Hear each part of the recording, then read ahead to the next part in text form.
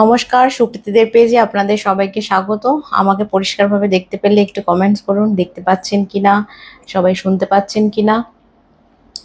আজকে আমাদের লাইভের বিষয়বস্তু হলো ঘাতচন্দ্র। ঘাতচন্দ্র নিয়ে প্রচুর জিনিস জানার আছে। ইনফ্যাক্ট আপনাদের স্পেসিফিক্যালি সেই জিনিসগুলোই বলবো, যে জিনিসগুলো নিয়ে আপনারা নিজেরা বিচার করতে পারবেন আপনাদের কোন টাইমে কি করা উচিত আর কোন দিনটাকে অ্যাভয়েড করা উচিত।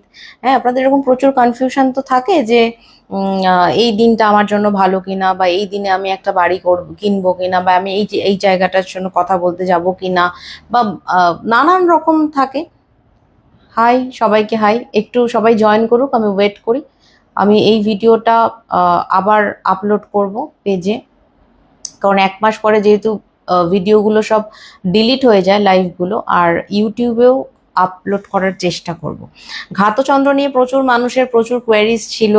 ইনফ্যাক্ট আমি আপনাদের শিখিয়েছিলাম ঘাতচন্দ্র বিষয়টা, মনে আছে তো? একটা জিনিস আমি বলতাম যে দেখবেন যাদের রাশি চক্র, আমি যখন তাদের পুষ্টি করে দিই, পুষ্টির মধ্যে কিন্তু ঘাতক রাশি বলে একটা জিনিস মেনশন করা থাকে। হাই সবাইকে, সবাই একটু জয়েন করুন এবং আপনারা একটু শেয়ার করুন, তাহলে নোটিফিকেশনটা সবার কাছে তাড়াতাড়ি যাবে। যদিও আমি আগে থেকে পোস্ট করেছি। আর একটা লাইভ আমি করব, একটা তো ডেট অফ বার্থের লাইভ হবে 12th-তে। আমি খুব পাংচুয়াল, অলওয়েজ। ইনফ্যাক্ট সব জায়গায় দেখবেন চেম্বারে গিয়ে সবাই বসিয়ে রাখে, নিজেরা পরে ঢোকে, আমি কিন্তু সবসময় আগে ঢোকার চেষ্টা করি, যদি না খুব লেট হয়। মানে আমার কোনোদিন এরকম হয়নি যে লোক দাঁড়িয়ে রয়েছে আমি পরে গেছি, খুব কম। হ্যাঁ, কি কারুর 11টা অ্যাপয়েন্টমেন্ট, সে যদি 10টা থেকে দাঁড়িয়ে থাকে সেটা আলাদা কথা। তো ইউটিউবেও দিও, হ্যাঁ ইউটিউবে দেবো। বৃষ্টির জন্য বেরোতে পারলাম না, ভালো বলে লাইভ ভালো হয়েছে বৃষ্টিটা এসে, তুমি তারা লাইভে থাকতে পারছো। পুনম দেখতে পাচ্ছি। এই মাসে আরেকটা লাইভ হবে, খুব ইম্পর্টেন্ট লাইভ, সেটা হচ্ছে মৃত্যুর পরে যে মানুষ দোষ পায়, অর্থাৎ আত্মা যে দোষ পায়, এবং এই মৃত্যুর পরে যে দোষগুলো হয়, যেরকম একপাত দোষ, দ্বিপাত দোষ, ত্রিপাত দোষ, পুষ্কর দোষ, এই সমস্ত জিনিসগুলো নিয়ে আমরা আলোচনা করব, ঠিক আছে? তার আগে বলি যে জুলাই মাসের চেম্বার বুকিং, ভালো আছি অনন্যা, দেখতে পাচ্ছি। খুব বৃষ্টি হচ্ছে, এখানে হচ্ছে না। ভালো আছি সুদীপ, তুমি কেমন আছো? আম, জুলাই মাসে chamber booking 15th of June শুরু হবে, 15th of June শুরু হবে। এমন কেউ চেম্বার বুকিং করবেন না যারা জাস্ট ভাগ্যটাকে জানতে এসেছেন, এতে অন্যের স্লট নষ্ট করবেন না। দ্বিতীয় কথা, অনেকের নানান রকম বক্তব্য, অনেকের বলবো না, 1% থেকে 2% কিছু মানে আজব আজব মানুষ আসেন, যারা আহ, এরকম জায়গায় গিয়ে একে বলেন ওকে বলেন, এবং যাদেরকে বলেন তারা আবার আমাকে বলে দেয় যে ফিস একটু পকেটটা গরম করে যাবেন, ফিস 2300, অনেকটা ফিস বেশি। হ্যাঁ, তো অনেক রকম কথাবার্তা। হ্যাঁ সুজাতা দি, অনেকে এটা নিয়ে কোয়ারিজ থাকে, সেটা নিয়ে আজকে আমি ডিটেলিং বলবো। তো ঘাতক রাশি তো 2 মিনিটে বলা হয়ে যায়, দেখবি ইউটিউবে যে ভিডিওগুলো থাকে, কিন্তু বিষয়টা এতটা সহজ না। যাই হোক, তো এরকম কোনো মানুষ আসবেন না যারা এসে নিজেদের গল্প করতে বসেন যে আমার বাড়িতে, দোতলা বাড়িতে যবে থেকে দাদা বৌদি এসেছে তবে থেকে তারা টুকটাক করেছে, সেই জন্য আমি রোগা থেকে মোটা হয়ে যাচ্ছি, আমার কাজ নেই। হ্যাঁ, এই ধরনের জিনিস যারা বলতে আসেন, তারা দয়া করে চেম্বারে আসবেন না, কারণ চেম্বার আপনাদের মতন মানে বিখ্যাত ব্যক্তিদের জন্য আমি নই। আরেকটা জিনিস হচ্ছে, আহ, এইগুলো নিয়ে পিএনপিসি করুন পেছনে পেছনে, ঠিক আছে, এগুলো ফেসবুকে লিখে বা কাউকে মেসেজ করে বলে কোনো লাভ নেই। কারণ একটা পিএইচডি টিচার, সে একটা কেমিস্ট্রি বা ম্যাথ করাতে যে ফিসটা নেবে, সেটা একটা ক্লাস 12 বা একটা গ্র্যাজুয়েশন লেভেলের কখনোই সেটা নেবে না। তার ফিস আলাদা হবে। পোস্ট ডক্টরেট তিনি যেরকম ভাবে পড়াবেন, তার যেরকম স্যালারি হবে বা তার যেরকম ফিস হবে, সেটা কখনোই একটা নর্মাল মানুষের হতে পারে না। তো এইটা জাজ করতে গেলে নিজের একটা যোগ্যতা থাকা দরকার, ওই পিএনপিসি করে আলটিমেটলি কোনো লাভ নেই। আচ্ছা, দ্বিতীয় কথা, যারা বলেন যে আচ্ছা আমি এত রত্ন পড়তে পারবো না, আমাকে তার বদলে মূল সাজেস্ট করুন। আপনি যদি একজন ডক্টরের কাছে গিয়ে বলেন আমাকে আয়ুর্বেদিক জড়িবুটি দিন, তাহলে তিনি যেটা পারবেন না, আপনার তাহলে আয়ুর্বেদিক ডাক্তারের কাছেই যাওয়া উচিত। অর্থাৎ প্রত্যেকটা পেশার একটা জায়গা আছে। হুম। তো আপনি যদি বলেন আমি তো এত চিকিৎসা করতে পারবো না, তাহলে আমাকে একটু হোমিওপ্যাথি ওষুধ সাজেস্ট করুন, হোমিওপ্যাথি ডাক্তারের কাছে যাবেন, তাহলে আপনি অ্যালোপ্যাথি ডাক্তারের কাছে যাবেন না।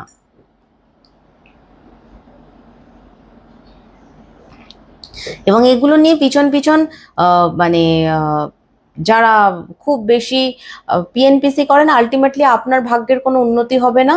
আর একটা জিনিস মনে রাখবেন যে মনকে না ভালো রাখতে হয়। যাদের মন ভালো না, যারা খুব নেগেটিভ মাইন্ডেড, তাদের জীবনে ভালো কিছু হবে না, তারা যতই রত্ন পড়ুক আর যাই পড়ুক। আর রত্ন পড়বেন কোনো টার্গেট নিয়ে না, যে এটা হলে এটা প্রমোশনের জন্য পড়েছি, এটার জন্য পড়েছি, এই জন্য পড়েছি।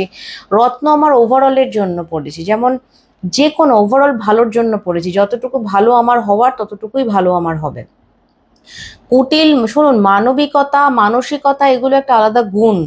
যার এগুলোর ওপর কন্ট্রোল মানে কম, তারা কখনোই জীবনে উন্নতি করতে পারেন না। সুতরাং ওগুলো শুধু পিছন পিছনই কথা, ওগুলো কিছু লাগে না। রীতা মিত্রকে বলছি, স্পেশাল রেমেডির জন্য। এত বয়স্ক মানুষের জন্য কিন্তু চেম্বার বুকিং করবেন না, চেম্বারে স্লট শুধু শুধু নষ্ট হবে। আপনি স্পেশাল রেমেডি দিতেই পারেন। হ্যাঁ দেবিদিক, সেগুলো তো আছেই, কিন্তু এরকম প্রচুর মানুষ রয়েছেন যারা, প্রচুর বলবো না আমি, এইরকম আহ, মানে তমসাচ্ছন্ন মানসিকতা খুব কম মানুষেরই আছে, আমার কাছে যারা আসেন খুব কম। আচ্ছা, আর একটা জিনিস কি বলো তো, চেম্বারে এসে যদি কেউ প্রশ্ন করে যে অ্যাট দ্য এজ অফ 34 বা 35 এসে আমার কেরিয়ারটা সাজেস্ট করুন, যে ঠিক মতন পড়াশোনাই করেনি, সে কেরিয়ার জানতে চাইছে, সাকসেস চায়, সাকসেসের তো একটা ভিত আছে, সেটা ছোটবেলা থেকেই শুরু হয়ে যায়। না, হচ্ছে না। এবার আমরা কিন্তু কোনো কথা বলবো না, হ্যাঁ, শুধুমাত্র আলোচনা করব। পিন পোস্টে জানি না কেন লাইক করতে পারছো না। একটা জিনিস বলি, 29 জুন যেহেতু আহ স্নান যাত্রা রয়েছে, তো স্নান যাত্রাতে যারা শুদ্ধিকরণের অ্যাপয়েন্টমেন্ট অলরেডি ধারণ করবেন, তারা তো সেই ডেটটাকে করবেন, না হলে রথে করবেন। আর এই 18 জুন থেকে যেহেতু গুরু পুষ্যা যোগ শুরু হচ্ছে 18 জুন, খুব ভালো একটা টাইম। এই টাইমটা বেস্ট টাইম। যদি মনে হয় এই সময় যা কিছু করবেন করতে পারেন। ইনফ্যাক্ট যদি অপারেশন করার কথা ভাবছিলেন, অনেকদিন ধরে অপারেট করতে পারছিলেন না, হচ্ছিল না টাইম, তো এই টাইমের মধ্যে অপারেশনও করতে পারেন। যে কোনো কিছু করবেন সেটা ভালোই হবে। পল্লবীর বার্থডে, বাহ পল্লবী, আমাদের সবার তরফ থেকে তোমাকে হ্যাপি বার্থডে। খুব ভালো হোক তোমার জীবন, খুব সুন্দর হোক, খুব ভালো থাকো। আচ্ছা, আমরা শুরু করি এবার। মাঝখানে কিন্তু কোনো কথা বলবো না আমার হয়ে। যারা যদি নতুন ভিউয়ার্স আসে, কেউ প্রশ্ন করে, তোমরা একটু কেউ অ্যাসিস্ট করো, আমি একটু শুরু করি, ঠিক আছে? ঘাতচন্দ্র, ঘাতচন্দ্র আজকে হচ্ছে, এরপর হবে মৃতের দোষ, এবং সেই দোষ নিয়ে এবং আপনাদের শাস্ত্রসম্মতভাবে অনেক কিছু জানার দরকার। এগুলো যত জানবেন তত নিজের নলেজ এনরিচড হবে, তত আপনি আপনার পরবর্তী প্রজন্মকে শিখিয়ে যেতে পারবেন। Thank you Priyanka. বলো তৃপ্তি আন্টি, বলো। আচ্ছা, এটা কিন্তু আমার লাস্ট, এরপর কিন্তু আমি শুরু করব, হ্যাঁ। ছোট থেকে আমার কোনো রত্ন ছিল না, তাও কিন্তু পড়াশোনা তো করেছিলাম অনেকবার। হ্যাঁ, তো রত্ন হলে কি পড়াশোনা হয় কেন? হয় নাকি? হ্যাঁ অঙ্কিতা, এটা তো হবেই। ওই জন্যই, সে যন্ত্রণাটার জন্যই তোমাকে আমি পান্নাটা দিয়েছিলাম। নীলাটা আগে ধারণ করে নাও, আর যদি পারো পান্নাটাও ধারণ করবে, অবশ্যই করার চেষ্টা করবে। সাবধানে থাকো।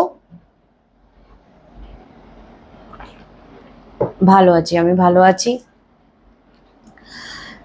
তুলিকাকে নিয়ে একটু আপসেট আছি। তুলির শরীরটা একটু 5% বলছে ইমপ্রুভমেন্ট হয়েছে, তুলিকে নিয়ে একটু আপসেট আছি।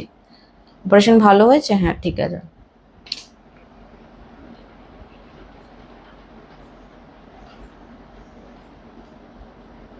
সেটা অনলাইনও করতে পারেন, অফলাইনও করতে পারেন।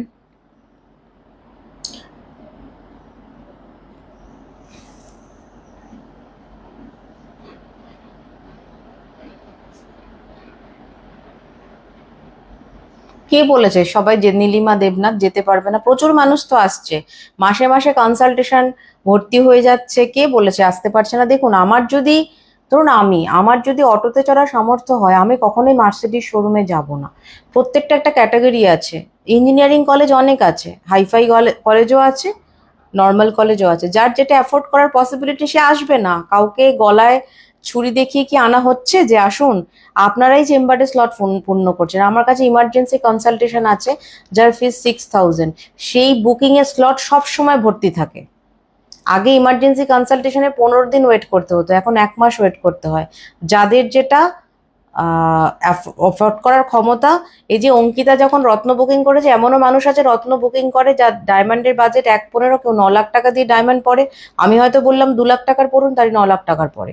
তো প্রত্যেকের কিন্তু আলাদা আলাদা ক্যাটাগরি আছে, কাউকে বিচার কর আপনার কারুর যদি ইচ্ছে না হয় সে আসবে কেন? কি বোকা বোকা কথাবার্তা আজকালকার দিনে দাঁড়িয়ে at the age of 2000, at the year of 2026, it is পুরোপুরি ভুল। অনেকে দেখবেন বলে আরে বড় বড় কমপ্লেক্সে মানে কি দরকার থাকার, হ্যাঁ ও থেকে আমি জমি কিনে বাড়ি করতে পারতাম। গ্রামের দিকে জমি কিনে বাড়ি করা আর একটা বড় কমপ্লেক্সের দুটো অ্যাম্বিয়েন্স এক? সবার সাথে সবকিছু তুলনা হয় না, সবাই সব জায়গায় যায় না, সবাই সব সিনেমা দেখে না, সবাই সব রকম ড্রেস পরে না। আমার এক ভাই আছে যে জর্ডানের জুতো পরে, যে জুতোর দাম শুরু হয় 50-55,000 থেকে। আমি তো কখনো 5,000-এর ওপর জুতো পরিনি। তো সবাই সবার সবকিছু করবে না, সবকিছু পারবে না। কেউ বড় বড় পার্লারে গিয়ে দেখবেন 20,000 টাকা 30,000 টাকা দিয়ে চুলের ট্রিটমেন্ট করাচ্ছে, আবার কারো 20,000 টাকা দিয়ে সংসারই চলে না, হয় না? তো এইগুলো বোকার মতন কথা।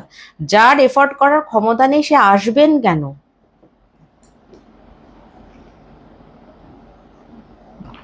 এগুলো আমাকে আজকে কিছুটা ডিস্টার্ব করছে। আমি একটা জিনিস দেখলাম, আমাকে পাঠালো একজন, মানে একটা জিনিস আমি বুঝি না, তাদের কে মাথার দিব্যি দিয়েছে চেম্বারে আসতে হবে। এরা আসে, সময় নষ্ট করে, পিএনপিসি করে, ফেসবুক থেকে তাদের 2 বছর আগের ছবি খুলে আমাকে দেখায় যে দেখো আমি কত রোগা ছিলাম, এখন আমার বৌদিরা আমাকে এমন টুকটাক করেছে, আমি এত মোটা হয়ে গেছি। মানে এই ধরনের কথাবার্তা বলার জন্য এরা বেসিক্যালি মানে চেম্বারে আসে। আমি খুব একটা বড় টিপ পড়ি না। হুম। আম, আমার ভালো লাগে না, আমি অ্যাকচুয়ালি টিপই পড়তাম না, এখন পড়ি। তাহলে এই যে পাঞ্জালি, এদেরকে তুমি কি বলবে? কেউ এমন এমন পারফিউম ইউজ করে বিভৎস দাম, এমন এমন ব্যাগ ইউজ করে বিভৎস দাম, কারোর আবার সেই টাকাটা সে 1 বছরে আহ রোজগার করতে পারে না। মানে বোকার মতন কথা। আপনি আপনার পয়েন্ট অফ ভিউ থেকে বিচার করবেন কেন? আচ্ছা চলো আমরা শুরু করি। ফার্স্ট হচ্ছে ঘাতক রাশি। ঘাতক রাশি ব্যাপারটা কি? প্রত্যেকটা রাশির একটা ঘাতক রাশি থাকে, হ্যাঁ, এবং সেটা দেখবেন আমি কুষ্টি করার সময় বলে লেখা থাকে, কিন্তু বার্থ চার্ট অ্যানালিসিসে লেখা থাকে না। আমি আপনাদের বুঝিয়ে দিচ্ছি। আমি দেখবেন আরেকটা পোস্টও করেছি ওপরে, আজকে একটা পোস্ট করেছিলাম ঘাতক রাশি। তো এবার হচ্ছে ঘাতক চন্দ্র কাকে বলে। ঘাতক চন্দ্র আর ঘাতক রাশি কিন্তু একই জিনিস, অর্থাৎ চন্দ্র যে রাশিটাতে থাকে তাকেই আমরা বলি রাশি। ধরুন কারোর চন্দ্র বৃশ্চিকে আসছে, তাহলে তার বৃশ্চিক রাশি। কারোর যদি চন্দ্র বৃষে থাকে তাহলে বৃষ রাশি। ঠিক আছে? তো ঘাতচন্দ্র কি জিনিস? ঘাতচন্দ্র অনেক রকমের হয়। তো ফার্স্ট হচ্ছে পঞ্চাঙ্গ কি? পঞ্চাঙ্গ তো 5টা জিনিস নিয়ে, 5টা অঙ্গকে দেখতে হয়। অঙ্গ মানে হচ্ছে 5টা টাইপ, তাই তো? তো 5টা টাইপের মধ্যে মেন যেটা, সেটা হচ্ছে তিথি, নক্ষত্র আর বার। তিথি আমাদের যে তিথি রয়েছে, তিথিও কিন্তু এক্সটেন্ডেড ফর্ম হচ্ছে যোগ, এই তিথি থেকেই যোগটা আসে। আর নক্ষত্র 27টা রয়েছে, 27টা নক্ষত্রের উপরই করণ ডিপেন্ড করে। এবং বার অর্থাৎ বার তো বারই, মানে কে কোনটা কি বার। তো টোটাল 5টা জিনিস হলো, অর্থাৎ কি কি হলো? তিথি হলো, নক্ষত্র হলো, বার হলো, এবং তার সাথে করণ হচ্ছে, আর হচ্ছে যোগ হচ্ছে, টোটাল 5টা। এবার এই 5টা জিনিসকে বিচার করতে হয় পঞ্চাঙ্গ দেখতে গেলে, অর্থাৎ আজকের দিনটা আমার জন্য কতটা ফেভারেবল। এবার 3টে প্রাইমারি কিন্তু জিনিস রয়েছে, যে 3টে প্রাইমারি হচ্ছে তিথি, নক্ষত্র আর বার। এবং যখন আমরা এই দ্বিপাদ দোষ, ত্রিপাদ দোষ, চতুষ্পাদ দোষ, পুষ্কর দোষ এই সমস্ত নিয়ে আলোচনা করব,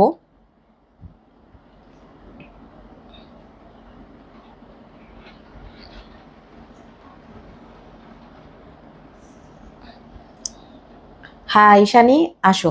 তো তো আমরা এমন কিছু জিনিস নিয়ে আলোচনা করব যে জিনিসটা আমার কাজে লাগবে, তাই তো? তো এই 3টে জিনিসের উপর কিন্তু এটাও ডিপেন্ড করে। যখন আমরা দোষ বিচার করব দেখবে আমি এগুলো নিয়েই বলবো, এবং এমন ভাবে শেখাবো যেটা তোমরা নিজেরা পঞ্জিকা দেখতে পারবে। ইনফ্যাক্ট পঞ্জিকা না দেখলেও হয়, এখন কিন্তু গুগলেও পাওয়া যায়। তো ফার্স্ট হচ্ছে আমরা এইগুলো তো দেখবোই, তার সাথে দেখবো হচ্ছে মাস দেখতে হয়। প্রত্যেকটা রাশির সাপেক্ষে একটা ইম্পর্টেন্ট মাস আছে। ধরুন আমার কর্কট রাশি, তাহলে আমার জন্য ঘাতক মাস কোনটা, এটাও থাকবে। আরেকটা হচ্ছে সূর্যের রাশি দেখতে হয়। সূর্যের রাশি মানে হচ্ছে আপনি যখন জন্মেছিলেন তখন সূর্য রবি কোন ঘরে আছে সেটা হরোস্কোপের মধ্যে আমি করে দিই।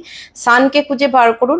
আপনারা নিজেরা যারা হরোস্কোপ নেই আমি শুধু বলে দিচ্ছি, যেমন বৈশাখ মাসে জন্ম হলে রবি মেষ রাশিতে থাকবে, জ্যৈষ্ঠ মাসে জন্ম হলে তার বৃষ রাশিতে রবি থাকবে, মিথুন রাশিতে রবি থাকবে তখন আষাঢ় মাসে জন্ম হলে, শ্রাবণ মাসে রবি যাদের জন্ম তাদের কর্কটে রবি, যাদের ভাদ্র মাসে জন্ম তাদের আহ সিংহ রাশিতে রবি, যাদের আশ্বিন মাসে জন্ম তাদের কন্যা রাশিতে রবি, যাদের কার্তিক মাসে জন্ম তাদের তুলা রাশিতে রবি। এবার যাদের বৃশ্চিক রাশিতে রবি তাদের প্রত্যেকের অগ্রহায়ণ মাসে জন্ম, যাদের ধনু রাশিতে জন্ম যাদের ধনু রাশিতে রবি রয়েছে তাদের হচ্ছে পৌষ মাসে জন্ম, যাদের মকর রাশিতে রবি তাদের মাঘ মাসে জন্ম, যাদের ফাল্গুন মাসে তাদের কুম্ভ রাশিতে রবি রয়েছে, যাদের চৈত্র মাসে জন্ম তাদের মীন রাশিতে রবি রয়েছে, অর্থাৎ 12টা জায়গা রয়েছে। ঠিক আছে, আচ্ছা এইবার এই সূর্য রাশিও তাহলে দেখতে হয়। তো আপনারা পেন খাতা নিয়ে বসবেন, আমি এমন ভাবে আপনাদের লিখিয়ে দেবো আপনারা নিজেরা পঞ্চাঙ্গ, সাপোজ প্রচুর রয়েছেন যারা রিটেল ইন্ডাস্ট্রিতে রয়েছেন, যারা আজকে একটা প্রজেক্ট একটাতে সাইন করবেন, টেন্ডার সমস্ত কিছু রয়েছে, বড় বড় বিজনেসম্যান যারা প্রচুর বিজনেসম্যান আছে যারা 3 মাস অন্তর অন্তর আমার কাছে রিকনসালটেশন করান, তারা এই জন্য ইমার্জেন্সি রিকাউন্সেলিংটা আমি শুরু করেছি, যারা 15-20 দিনের মধ্যে যেরকম বড় বড় প্রজেক্ট আছে, যারা হয়তো 5 কোটি 6 কোটি 10 কোটির প্রজেক্টে সাইন করবে, বা একটা গাড়ির শোরুম, এরকম প্রচুর আমার ক্লায়েন্ট রয়েছে, তাদের জন্য তাদেরকে আমি এগুলো বলেছি যে আমি এবার থেকে শিখিয়ে দেবো, আপনারা করবেন, এত বারবার বুকিং করার দরকার নেই, আমারও খুব স্ট্রেস হয়ে যায়, আর এগুলো নিজেরাই দেখা যায়, তার জন্য আমাকে ফিস দেওয়ার কোনো দরকার নেই। এবং যারা অ্যাস্ট্রোলজি স্টুডেন্ট তাদের জন্য এই ভিডিওটা খুব ইম্পর্টেন্ট, তারা এগুলো ভালো করে শিখবেন, কারণ শুধুমাত্র যখন আপনারা জটক বিচার করেন, জটক বিচার করতে গিয়ে দেখা যায় যে আপনারা শুধু অষ্টকূট বিচার করছেন, দ্যাট ইজ নট ইম্পর্টেন্ট। অষ্টকূট বিচার করলে অনেক কিছুই মেলাতে পারবেন না। ঠিক আছে, যেটা দরকার সেটা হচ্ছে ঘাতক রাশি ঘাতক নক্ষত্র মেলানো। ফার্স্টে আমরা আরেকটা জিনিস কিন্তু দেখতে হয়, সেটা হচ্ছে ঘাতচক্র। ঘাতচক্র, হ্যাঁ সেটাই করো পাঞ্জালি। ঘাতচক্র হচ্ছে আমাদের একটা জিনিস যেটা সুদর্শন চক্রেরই একটা পার্ট, তার সাথে আমাদের বাধক রাশি নিয়ে একটা পরে লাইভ করব। বাধক আর মারক রাশি এগুলো অত বোঝাটা ডিফিকাল্ট ব্যাপার, এগুলো বুঝেও কিছু জানতে পারবেন না। হ্যাঁ, এগুলো যারা অ্যাস্ট্রোলজি শেখে তাদের জন্য ইম্পর্টেন্ট। শূন্য রাশি মানে যখন আমরা একটা হরোস্কোপ বিচার করব তখন আমি এই জিনিসগুলো দেখি, ঘাত চক্র, তারপরে হচ্ছে বাধক রাশি, মারক রাশি, শূন্য রাশি, শূন্য নক্ষত্র, স্বর্ণালী চক্র, নবতারা চক্র, এই সমস্ত কিছু দিয়ে আমরা কিন্তু বিচার করি। তো এগুলো যারা অ্যাস্ট্রোলজার আছে যারা বিচার না করেন, হ্যাঁ আমি এটা আমি এটা ইয়ে করে রাখবো।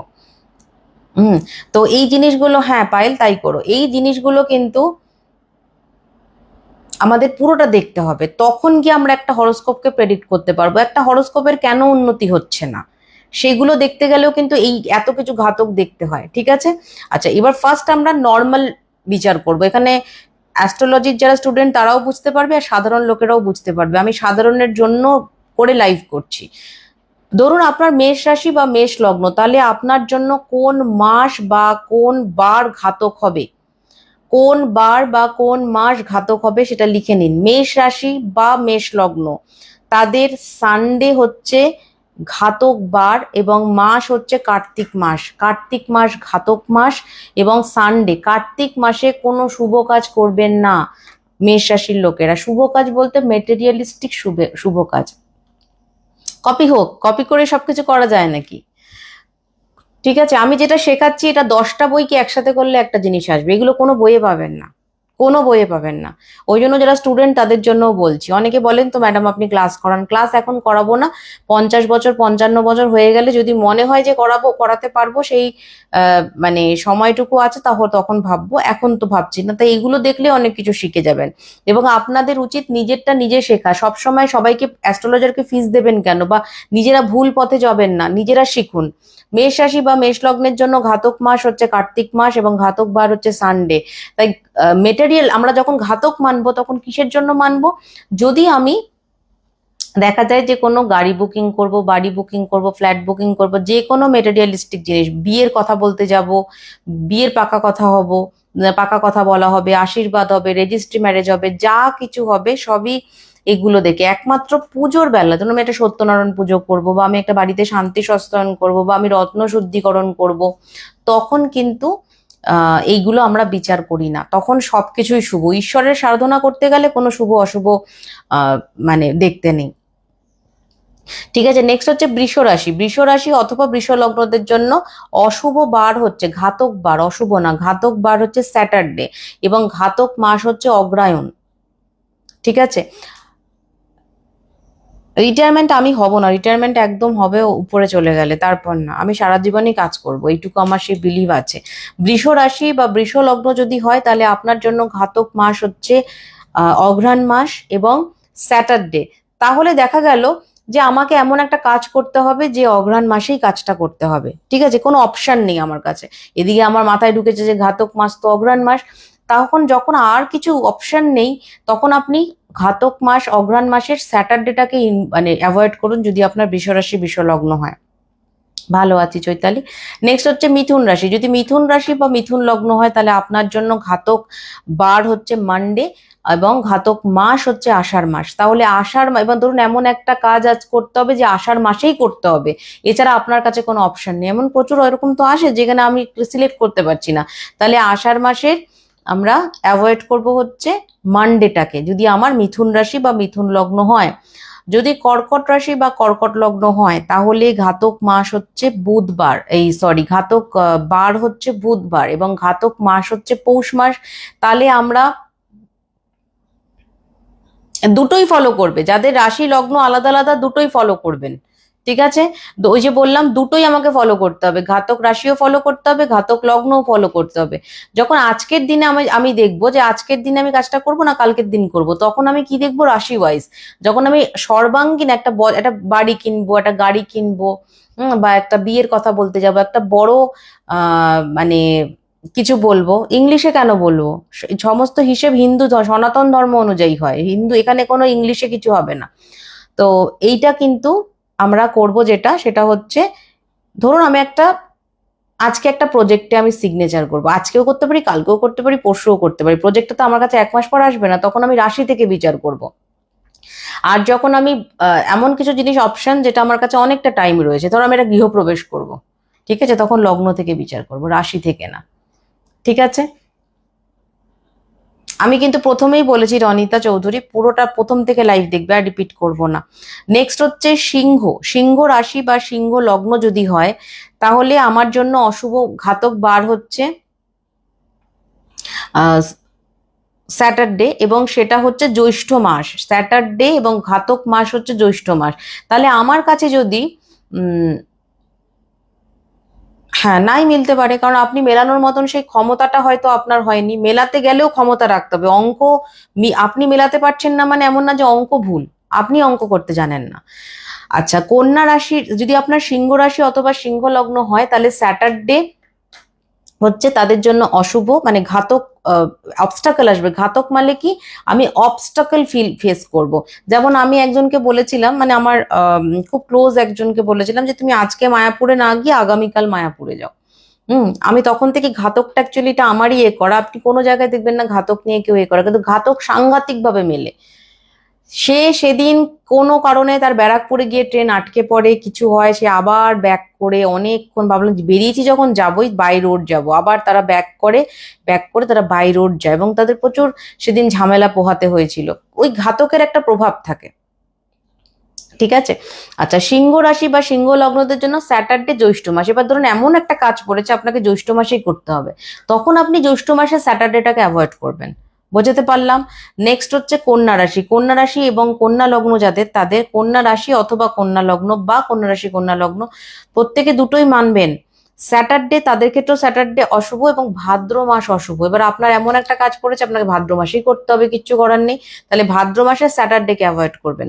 যদি তুলা রাশি হয় অথবা তুলা লগ্ন হয়, তাহলে বৃহস্পতিবার এবং মাঘ মাসকে অ্যাভয়েড করতে হবে। বৃহস্পতিবার হচ্ছে আপনাদের জন্য ঘাতক বার, এবং ঘাতক মাস হচ্ছে মাঘ মাস। তাহলে যদি আমার ক্ষেত্রে একটা ঠাস করে চড় মারবো শুভ্রাংশু, কিন্তু একদম ঠিক আছে, মার্কে তুমি এই কথাটা বলানোর জন্য আমাকে এসছো এখানে। তো তুলা রাশির যদি আমার একটা ইম্পর্টেন্ট কাজ থাকে, যাদের মাঘ মাস কোনো একটা ইম্পর্টেন্ট কাজ করতে হবে, তাহলে তাকে থার্সডেতে অ্যাভয়েড করতে হবে। তোমার সাথে আমার পার্সোনাল সম্পর্কটা সবার মাঝখানে পাবলিক না করলে হচ্ছিল না, তো সবাইকে তুমি বলার সাহস করছো, এটা বেসিক্যালি হচ্ছে এটা। আমি খুব রাগ করলাম, এটা আমাদের পার্সোনাল ব্যাপার, আমরা কে কাকে কি বলি। আচ্ছা, তুমি বেসিক্যালি আমাকে কাকিমা বলো না, কিন্তু তুমি আমাকে কিন্তু কাকু বলো। এবার আমি যখন এটা ইউটিউবে আপলোড করবো, যখন ইউটিউবে প্রচুর লোক দেখবে, তারা কি ভাববে এটা যে শুনে যে আমি কি বলছি। ইউটিউবের ভিডিওগুলো ভিডিওর আকারে আসে, যাই হোক আমি ইউটিউবের উদ্দেশ্যে ভিডিও বানাই না। নেক্সট হচ্ছে বৃশ্চিক রাশি। বৃশ্চিক রাশি যদি আপনার হয় অথবা বৃশ্চিক লগ্ন হয়, তাহলে ফ্রাইডে হচ্ছে আপনার জন্য ঘাতক বার। ফ্রাইডে ঘাতক বার এবং আশ্বিন মাস হচ্ছে ঘাতক মাস। তাহলে বৃশ্চিক রাশি অথবা বৃশ্চিক লগ্নের মানুষ, তাদের এবার আপনারা হয়তো পরে মনে করবেন যে আচ্ছা আমি তো রত্ন বুকিং করব, এইটা হলো গিয়ে আষাঢ় মাস, তাহলে আমার মিথুন রাশি, আমি তো আষাঢ় মাসে রত্ন বুকিং করতে পারবো না, তাই না? আমি কি বললাম, কোনো স্পিরিচুয়াল জিনিসের ক্ষেত্রে এই প্রভাবটা চলবে না। শুধুমাত্র কোন ক্ষেত্রে মানবো, বিয়ে। বিয়ে কিন্তু পুরোপুরি স্পিরিচুয়াল না, বিয়েটা একটা মাঙ্গলিক অনুষ্ঠান এবং একটা পদ্ধতি, সেখানে শুধু পুজো ইনভলভড হয় না। তো বিয়ের ক্ষেত্রে মানবো, আর একটা মানবো যে গৃহপ্রবেশের ক্ষেত্রে মানবো, এছাড়া যে কোনো পুজো অর্চনা দীক্ষা কোনো কিছুর ক্ষেত্রে এগুলো মানবে না। আর বৃশ্চিক রাশিদের জন্য হচ্ছে ফ্রাইডে আশ্বিন মাসে, তো আমার একটা কাজ পড়েছে আশ্বিন মাসেই করতে হবে। তাহলে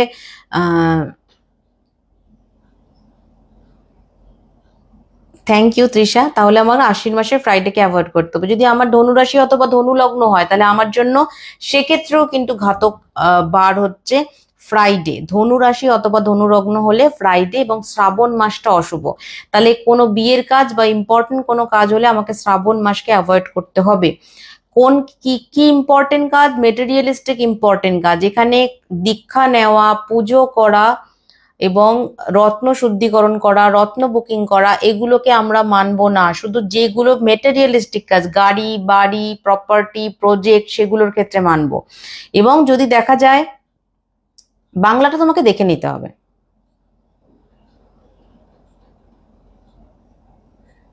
তোমার আশ্বিন মাস খারাপ যায়, বুঝতে পেরেছি। নেক্সট হচ্ছে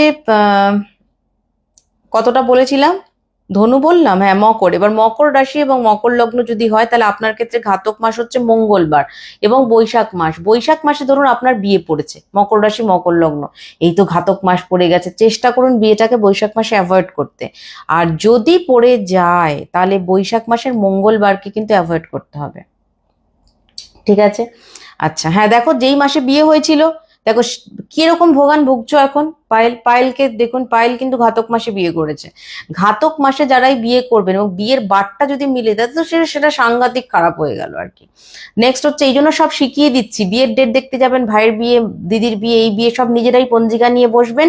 আমি একটা লিস্ট করে নেবেন, যেরকম ভাবে আমি বলছি সেইভাবে করবেন, দেখবেন এগুলো খুব ভালো ফল দেয়। নেক্সট হচ্ছে কুম্ভ রাশি। কুম্ভ রাশি বা কুম্ভ লগ্ন হলে বৃহস্পতিবারটা হচ্ছে ঘাতক মাস, সরি ঘাতক বার, এবং ঘাতক মাস হচ্ছে চৈত্র মাস, ঠিক আছে? আচ্ছা, নেক্সট হচ্ছে মীন রাশি।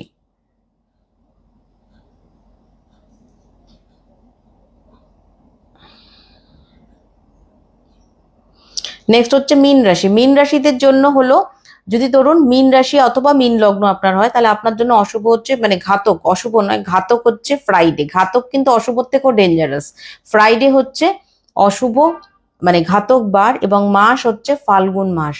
ফাল্গুন মাসে যদি আপনার, যাদেরই যেসব, না দেখুন ঘাতক মাসে জন্ম হলে কি হয়, অবভিয়াসলি অবস্টাকল থাকে জীবনে একটু বেশি।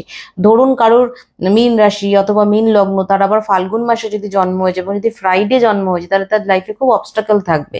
এগুলো সব মিলিয়ে বিচার করতে হয়। অনেক আছে এই করলো, আমি এআই অ্যাস্ট্রোলজারের কাছে দেখিয়েছি, হ্যাঁ আমি ওইখানে করেছি, এই করেছি, এইভাবে কিছু হয় না, অনেক বিচার আছে। বারটা মেলেনি বলে বাঁচোয়া, বারটা মিলে গেলে তো ডেঞ্জারাস। এগুলো আমি, একটা কথা আছে, অ্যাস্ট্রোলজি কোনো, দেখুন অ্যাস্ট্রোলজি যখন আবিষ্কার হয়েছিল তখন উড়োজাহাজ ছিল না, মানে প্লেন ছিল না, এসি ছিল না, এইসব ছিল না, অনেক কিছু জিনিসটা মডিফাইড হয়েছে, অনেক কিছু মডিফাইড হয়েছে। এবার ঘাতক মাসে বিয়ে হলে একটা না একটা অবস্টাকল থাকবেই, বিশেষ করে প্রচুর ফিনান্সিয়াল ক্রাইসিস তৈরি হয়, আমি দেখেছি ঘাতক মাসে বিয়ে হলে, বা দুজনের মধ্যে এমন একটা কিছু প্রবলেম হয়, যাই হোক। এবার অনেক কিছু ফ্যাক্টর আছে, সেটা তো ঘাতক আমরা মাস গেল, ঘাতক বার গেল। এবার হচ্ছে ঘাতক যোগ। যোগ প্রত্যেকটা দিন একটা যোগ থাকে, যেমন আজকে যে বার সেই অনুযায়ী একটা যোগ, এই যোগটা কিন্তু হয় হচ্ছে তিথি থেকে।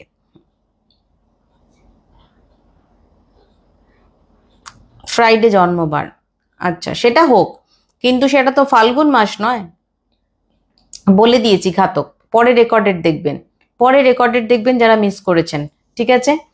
আচ্ছা নেক্সট হচ্ছে ঘাতক যোগ। ঘাতক যোগটা কি জিনিস? এটা হচ্ছে দিনের দিন, মানে আমি আজকে একটা কোনো ইম্পর্টেন্ট কাজ করব, তাহলে দেখতে হবে যে আমার রাশি সাপেক্ষে আজকের যোগটা কি ঘাতক যোগ পড়ছে, সেটা দেখে নিতে হবে। ধরুন আপনার মেষ রাশি, তাহলে আপনার জন্য বিষকুম্ভ যোগ হচ্ছে ঘাতক।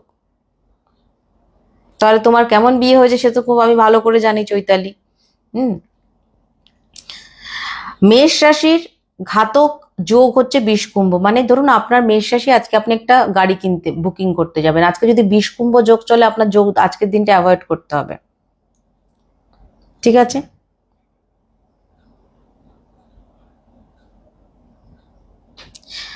আমরা প্রশ্ন পরে নেব। আপনার যদি বৃষ রাশি হয় তাহলে শুল যোগ আপনার জন্য ঘাতক যোগ, মিথুন রাশির যোগ হচ্ছে পরিক যোগ ঘাতক যোগ, কর্কট রাশি যদি হয়, এটা রাশি অনুযায়ী হবে কিন্তু, কারণ দিনের দিন রাশি অনুযায়ী হয়, আজকের দিন বিচার করবো রাশি অনুযায়ী, সেখানে লগ্নের কোনো ম্যাটার করে না। যাদের সিংহ রাশি তাদের জন্য হচ্ছে ধৃতি যোগ ঘাতক, যাদের কন্যা রাশি তাদের জন্য শুল যোগ হচ্ছে ঘাতক, যাদের তুলা রাশি তাদের জন্য শুল যোগ, যাদের বৃশ্চিক রাশি তাদের জন্য ব্যতিপাত যোগ। ব্যতিপাত যোগ হচ্ছে অশুভ যোগ। পঞ্চাঙ্গ খুলুন আজকে গুগলে, দেখবেন যোগ দেখাবে আপনাকে, সব তুমি গুগলে পাবে, টুডেজ পঞ্চাঙ্গ করবে বা পঞ্জিকাতে দেখতে পারবে, ঠিক আছে। ধনু রাশি, ধনু রাশিদের জন্য যোগ হচ্ছে মানে বজ্র যোগ। বজ্র যোগ হচ্ছে ঘাতক যোগ যাদের ধনু রাশি, এখানে সব রাশি নো লগ্ন, এখানে শুধু আমরা যখন মাস মেলাবো আর ঘাতক বার মেলাবো তখন হচ্ছে, যখন মাস মেলাবো তখন লগ্ন দেখতে পারি, কিন্তু যখন বার মেলাবো তখন রাশি দেখবো, ঠিক আছে। পঞ্জিকাতে পাওয়া যায়, গুড আফটারনুন পৌসুমি, এতে পাওয়া যায়, তুমি গুগলেই পাবে। ধনু রাশির হচ্ছে বজ্র যোগ হচ্ছে অশুভ, ঠিক আছে। মকর রাশির হচ্ছে বৈধৃতি যোগ। বৈধৃতি, বয়ইকার ধয়রিফলা তয়রস্যি। হ্যাঁ কর্কট রাশি বলেছি, ব্যাঘাত যোগ, কর্কট রাশির ব্যাঘাত যোগ, কর্কট বলিনি, আচ্ছা সরি, কর্কট রাশিদের হচ্ছে ব্যাঘাত যোগ। কুম্ভ রাশি, কুম্ভ রাশিদের হচ্ছে, না মকর রাশিদের বললাম বৈধৃতি, এবার কুম্ভ রাশিদের হচ্ছে গণ্ড যোগ, গণ্ড যোগ। আর মীন রাশিদের হচ্ছে বজ্র। ক্যান্সার কথাটা মোছো, এটা ফেসবুকে অবজেকশন আসে এটা লিখলে, ক্যান্সারকে কর্কট বলো, হ্যাঁ বললাম। আবার বলে দিচ্ছি, মেষ, বিষকুম্ভ, বিষ, শূল, মিথুন, পরিক, কর্কট, ব্যাঘাত, এইটুকুই মাথার উপর দিয়ে যাচ্ছে, তাহলে বাবু অ্যাস্ট্রোলজিতে এটা একটা বেসিকও না। সিংহ রাশির ধৃতি, কন্যা রাশির হচ্ছে শুলযোগ, তুলা রাশির শুলযোগ, বৃশ্চিক রাশির ব্যতিপাত যোগ, ধনু রাশির বজ্রযোগ, মকর রাশির বৈধৃতি যোগ, কুম্ভ রাশির গণ্ডযোগ, মীন রাশির বজ্রযোগ। এই তিনটে, ধরুন আপনি একটা বিয়ের কথাবার্তা বলতে আসবেন, হ্যাঁ সেখানে দেখো ভাস্কর, তুমি যে আমাকে এটা দিয়েছিলে নোটবুকটা, তোমার নোটবুকে আমি এগুলো লিখেছি। গুড আফটারনুন রোহিত, আমি তোমার পেনটা দিয়ে লিখেছি, দেখো এই যে খুব সুন্দর পেনটা। তুলা বলেছি, তুলা বলেছি, এই তুলা বলিনি, তুলা না বললে এখনই সবাই তেড়ে উঠতো, শুলযোগ। আচ্ছা এইবার আমরা হচ্ছে, আমি আর বুঝতে পারছি না তাতে, এই যে যদি কেউ ক্লাস 7-8 অব্দি বা ক্লাস 10 অব্দি পড়াশোনা করে, সে বলবে পরমাণু হচ্ছে অবিভাজ্য, সে ডাল্টনের পরমাণুবাদ কখনো শোনেই, মানে তার বাইরে কিছু পড়েনি। তো সে যদি একটা মানুষকে কেমিস্ট্রি পড়ায় 300 টাকা নিয়ে, আর যদি একটা পিএইচডি স্টুডেন্ট কেমিস্ট্রি পড়ায়, তাহলে দুটোর ফিজ এক হবে?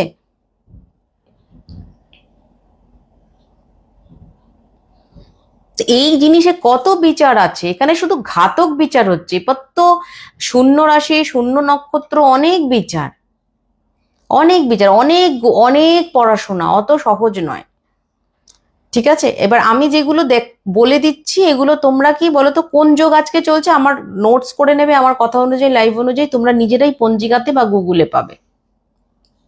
এবার হচ্ছে ঘাতক রাশি, মোস্ট ইম্পর্টেন্ট ঘাতক রাশি। এবার ধরো কারোর মেষ রাশি, হ্যাঁ এটা ভালো করে বুঝতে হবে, কারোর মেষ রাশি, মেষ রাশির ঘাতক রাশি কি সেটা প্রত্যেকটা রাশির আমি কিন্তু আলাদা আলাদা করে বলে দিচ্ছি। এবার ধরো কারোর মেষ রাশি, তাহলে তার ঘাতক রাশিটা তুমি আজকে দেখে নিলে, আজকে পঞ্জিকায় আছে আজকে এইটা ঘাতক রাশি। আবার মেষ রাশির আমি ঘাতক বার কোনটা বলে দিয়েছি, সানডে ঘাতক বার, ঠিক আছে। আর কি বললাম, বিষ কুম্ভ যোগ। এবার ধরো তুমি দেখলে আজকে প্রথম কথা, মেষ রাশি কোনো ইম্পর্টেন্ট কাজ সানডেতে করতে যাবে না। ইম্পর্টেন্ট কাজ বলতে বললাম ম্যাটেরিয়ালিস্টিক এগুলো, তাই তো। এবার ধরো তুমি একটা গাড়ি কিনতে যাবে, তোমার মেষ রাশি, তুমি সানডে গাড়ি বুকিং করবে না, নাম্বার ওয়ান। নাম্বার টু হচ্ছে তোমাকে লগ্ন থেকেও ঘাতক মাসটা দেখে নিতে হবে তখন, যেহেতু গাড়ির ব্যাপার, বড় প্রপার্টির ব্যাপার, তখন তুমি লগ্ন থেকেও দেখে নিলে তোমার কি লগ্ন, সেই অনুযায়ী ঘাতক মাস কোনটা, সেই মাসে তুমি গাড়ি বুকিং করবে না। এইবার ধরো তোমাকে দেখলে তুমি আজকে একটা ইম্পর্টেন্ট কাজ করতে যাবে, ঠিক আছে, তোমার একটা একটা কোনো কিছু একটা আছে, তখন তুমি দেখবে যে আজকে আমার তো মেষ রাশি, তাহলে আমার তো বিষকুম্ভ যোগ, তাহলে আজকে আমি কাজটা অ্যাভয়েড করব, ঠিক আছে। এবার ধরো মেষ রাশি, এবার ঘাতক রাশিগুলো শিখে নিতে হবে, প্রত্যেকটা রাশির একটা করে ঘাতক রাশি আছে। মেষ রাশির ঘাতক রাশি নিজেই, মেষ রাশির ঘাতক রাশি মেষ, অর্থাৎ মেষ নিজের জন্যই নিজে ক্ষতিকর। তাই আপনার প্রথম কথা, জন্ম রাশি আর কোনো রাশির কিন্তু ঘাতক হয় না, একমাত্র মেষ রাশি, এই জন্য এরা সেলফ ডিস্ট্রাকটিভ হয়, নিজের ক্ষতি নিজে করে। হ্যাঁ, অ্যাংজাইটির দোকান, হ্যাঁ ঠিক। মেষ রাশির ঘাতক রাশি মেষ রাশি, বৃষ রাশির ঘাতক রাশি কন্যা রাশি। ধরো কারোর বৃষ রাশি, তার যদি কন্যা লগ্ন হয়, বা যদি কারোর কন্যা রাশি, বৃষর কিন্তু ঘাতক কন্যা, কিন্তু কন্যার ঘাতক কিন্তু মিথুন, মানে উল্টোটা কিন্তু হবে এরকম কোনো কথা নেই। কারোর যদি বৃষ রাশি হয় এবং তার যদি কন্যা লগ্ন হয়, তাহলে তাদের লাইফে অবস্টাকল থাকবে বেশি। যদি বৃষ রাশি হয়, বৃষ রাশির লোকের সাথে কন্যা রাশির লোকেদের অ্যাডজাস্টমেন্ট কম হবে।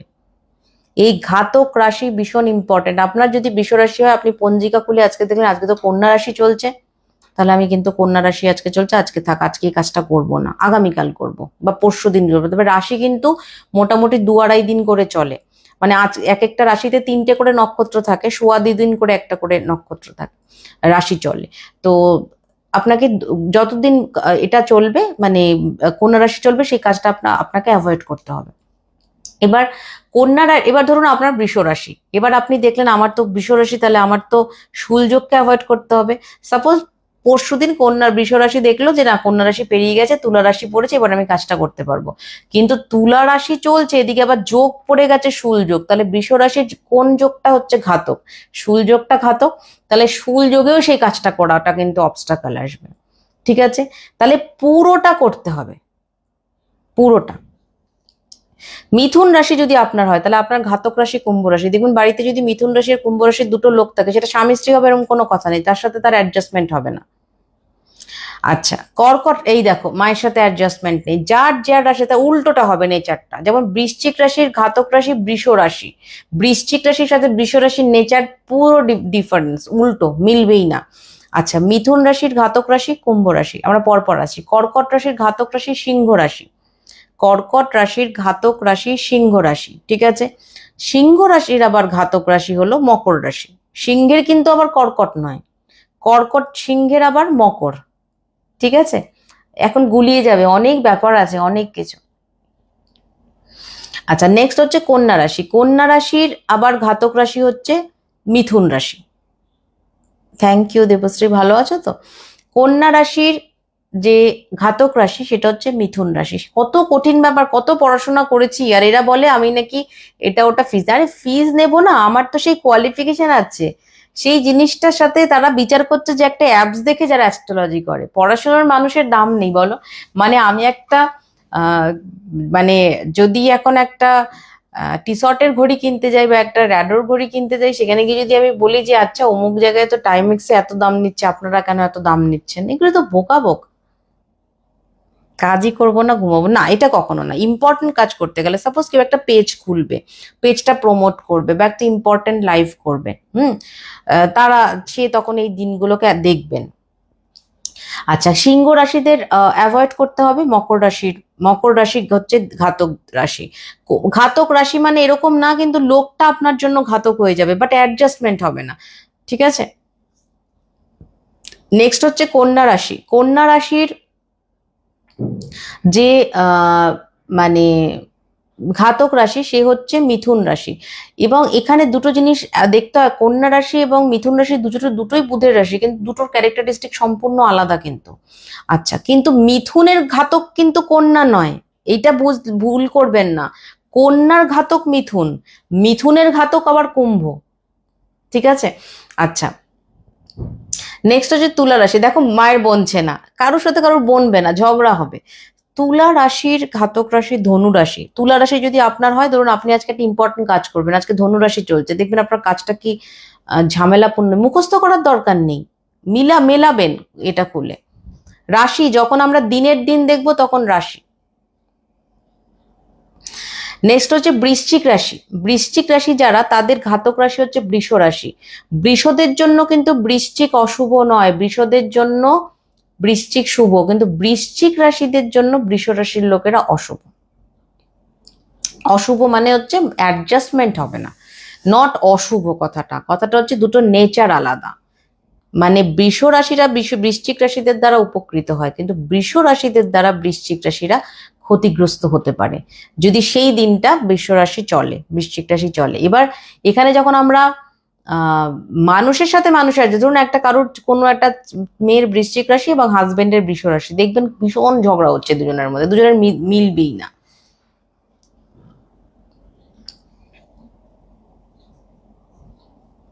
সেটাই। বৃশ্চিক রাশির বললাম। ধনু রাশির হচ্ছে ঘাতক রাশি হচ্ছে মীন রাশি। ধনু রাশির ঘাতক রাশি মীন রাশি। মকর রাশির ঘাতক রাশি সিংহ রাশি। কুম্ভ রাশির ঘাতক রাশি ধনু রাশি। ঠিক আছে? মীন রাশির ঘাতক রাশি কুম্ভ রাশি। ঠিক আছে? তো এই যে হচ্ছে ফ্যাক্টর। মানে কন্যা রাশি মিথুন রাশি হলে তারা আবার ভুগবে। হ্যাঁ, উল্টো উল্টো হয়। তো মিনের হচ্ছে কুম্ভ। কেউ কিন্তু উল্টোটা করবেন না, মানে কুম্ভ রাশির লোকেরা মিনকে ভাববেন না, কুম্ভর জন্য কিন্তু ঘাতক আবার ধনু, পরপর মেলাবেন। এটা তো গেল রাশি। এবার সাপোজ আমি আজকে আমার একটা বুটিক আছে, একটা দোকান আছে বা একটা শোরুম আছে, যাই হোক না কেন, আমি আজকে একটা উদ্বোধন করলো। এবার আমি নিজে পাজি দেখবো, নিজে পঞ্জিকা দেখবো। দেখবেন অনেকগুলো পুজোর আর কি জায়গা আছে। ঠিক আছে? মানে পুজো ভুল বললাম, মানে অনেকগুলো গৃহপ্রবেশের ডেট আছে। এবার গৃহপ্রবেশের ডেট অনুযায়ী আপনি দেখবেন ডেটগুলোতে, যে ধরুন আপনার, এবার আপনি বলবেন আমার তো মেষ রাশি, হাজবেন্ডের তো বৃষ রাশি, বাচ্চার তো মিথুন রাশি, কারটা দেখবো? যে গৃহকর্তা তাকে দেখতে হয়, বা যার নামে বাড়ি তাকে দেখতে হয়। যদি দুজনের নামে বাড়ি হয় তাহলে গৃহকর্তাকে দেখতে হবে। ঠিক আছে? ওরকম ভাবে ক্ষতি অক্ষতি হয় না, এটা ক্যারেক্টারিস্টিক মেলে না। মানে একটা বৃশ্চিক রাশির সাথে যদি একটা কুম্ভ রাশি মিথুন সরি বৃষ রাশির লোক থাকে, তাহলে বৃষ রাশিরা বৃশ্চিক রাশিকে ইরিটেট করে, বৃশ্চিক রাশিরা কিন্তু বৃষকে ইরিটেট করে না। এখানে ক্ষতি অক্ষতির কথাই আসছে না, এখানে হচ্ছে অবস্টাকল। তাহলে দেখো কিরকম ভাবে মিলছে শুভ্রাংশু, পুরো অঙ্ক। এবার হচ্ছে নক্ষত্র বিশেষে ঘাত, মানে কত কিছু দেখতে হয়। অনেকে বলেন দিদি আমার একটু হরোস্কোপটা, কালকে যেমন পূজাকে বকা দিলাম, ও আমাকে বলছে দিদি বাবার হরোস্কোপটা দিলাম, একটু দেখো না বাবার শরীরটা কদিন ধরে খারাপ কেন, মানে ওরা ভাবে যে হরোস্কোপ আমি দেখলে আমি, পূজা আমার খুবই ক্লোজ জন্য নাম বললাম, যে ওকে খুব বকা দিয়েছি আমি, যে হরোস্কোপটা জাস্ট দেখলাম হয়ে গেল, পুরো বিচার নেই কিছু না, মানে শরীরটা এমনি খারাপ, এমনি এমনি দু তিনটে কথা বলে তো এরকম হয়ে যাবো? কত কিছু দেখতে হবে, যে এখন কদিন, ধরুন কারোর অপারেশন হবে, ঘাতক দেখবেন হচ্ছে ঘাতক আম, রাশি কি চলছে। ধরুন আপনার আগামীকাল অপারেশন, আপনার কুম্ভ রাশি, ধরুন আপনার আগামীকাল অপারেশন, তাহলে ধনু রাশি যদি আগামীকাল থাকে সেই দিনটাকে অ্যাভয়েড করতে হবে। দুদিন থাকবে একটা রাশি, 2-2.5 দিন, সেই দিনটাকে অ্যাভয়েড করতে হবে। তারপর দেখবেন আপনার যদি গন্ডযোগ চলে সেটাকে অ্যাভয়েড করতে হবে। ঠিক আছে? আচ্ছা, ধরুন কারুর কুম্ভ রাশি, তার অপারেশন হবে, সেই দিন কোন দিনটা অ্যাভয়েড করবেন? থার্সডেকে অ্যাভয়েড করবেন। এগুলো কিন্তু সব দেখতে হয়, সবকিছু পুরো জিনিসটা এখানে পুরো অঙ্ক। আমি যে জিনিসটা বলছি কোনো জায়গায় পাবেন না, যত অ্যাস্ট্রোলজির বই খুঁজুন পাবেন না, প্রচুর বই ঘেটে একটা নোটস লেখা এটা আমার। আমি একটা চশমার উপর আবার একটা চশমা পড়ছি, এই হচ্ছে আমার অবস্থা। আচ্ছা,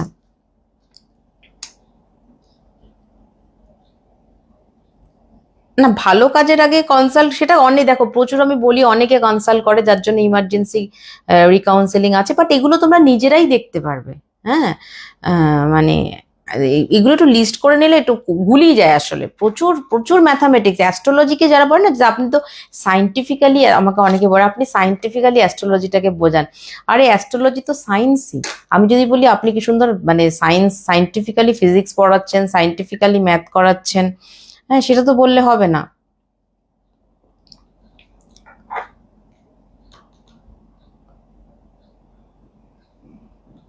আচ্ছা, আমরা পরে প্রশ্ন নেবো। এবার হচ্ছে নক্ষত্র বিশেষে ঘাত, নক্ষত্র বিশেষে কি করে ঘাত বিচার করব? এতক্ষণ তো রাশি বিচার করলাম, আমরা বার শেখালাম, মাস শেখালাম, যোগ শেখালাম, হ্যাঁ এবার হচ্ছে নক্ষত্র। তোমার বাবা বেঁচে থাকলে আমাকে বুঝতে পারতেন অপাদি, তোমার বাবা খুব ভালো অ্যাস্ট্রোলজার ছিলেন এবং খুব ভালো পুরোহিত ছিলেন। যারা পুরোহিত থাকেন না তাদের মধ্যে একটা, আমি যদি ছেলে হতাম তাহলে আমি তো অবশ্যই মানে পুরোহিত তো হতামই, কারণ মেয়েদের যজমানি করতে নেই। হ্যাঁ, মেয়েরা এমনি সব পুজো করতে পারে সবকিছু, কিন্তু কারুর হয়ে, ধরুন আমি কাউকে বিয়ে দিতে পারি না, আমি কারুর হয়ে কাজ করতে পারবো না, কারুর বিয়ে দেওয়াতে পারবো না, কারুকে মানে যজমানি মানে আপনাকে দিয়ে, যেমন যজ্ঞে আহুতি দেয় না পুরোহিতরা, বলে আরেকজন দেয়,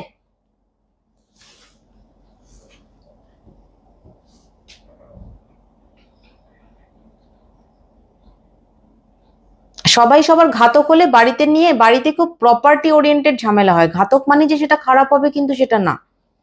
ঠিক আছে, এবার আমরা চলো নক্ষত্র, একটু একটু ফ্রি হলেন, এবার নক্ষত্র নিয়ে শুরু করি। দেখুন এবার আরো গোলাবে, মেষ রাশির ঘাতক নক্ষত্র হচ্ছে মঘা নক্ষত্র। মঘা নক্ষত্র কোথায় আছে? সিংহ রাশিতে।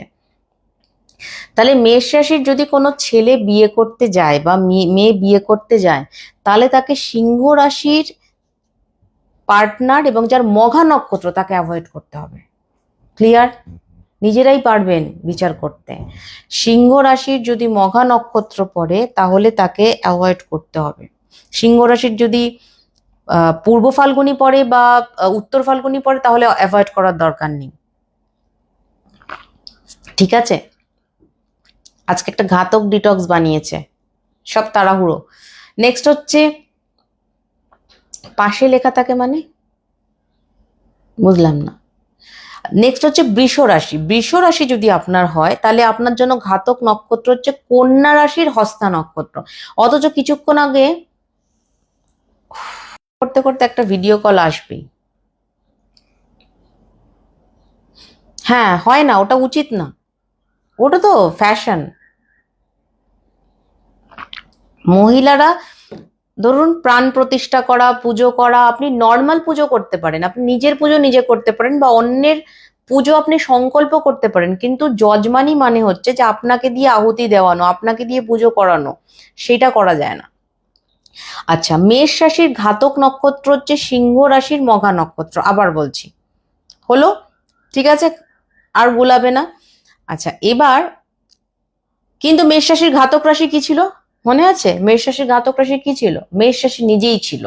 মেষ রাশির ঘাতক বার কি ছিল? সানডে ছিল। মেষ রাশির ঘাতক মাস কি ছিল? কার্তিক মাস ছিল। এইবার সব গুলাবে। এবার কি করব দিদি?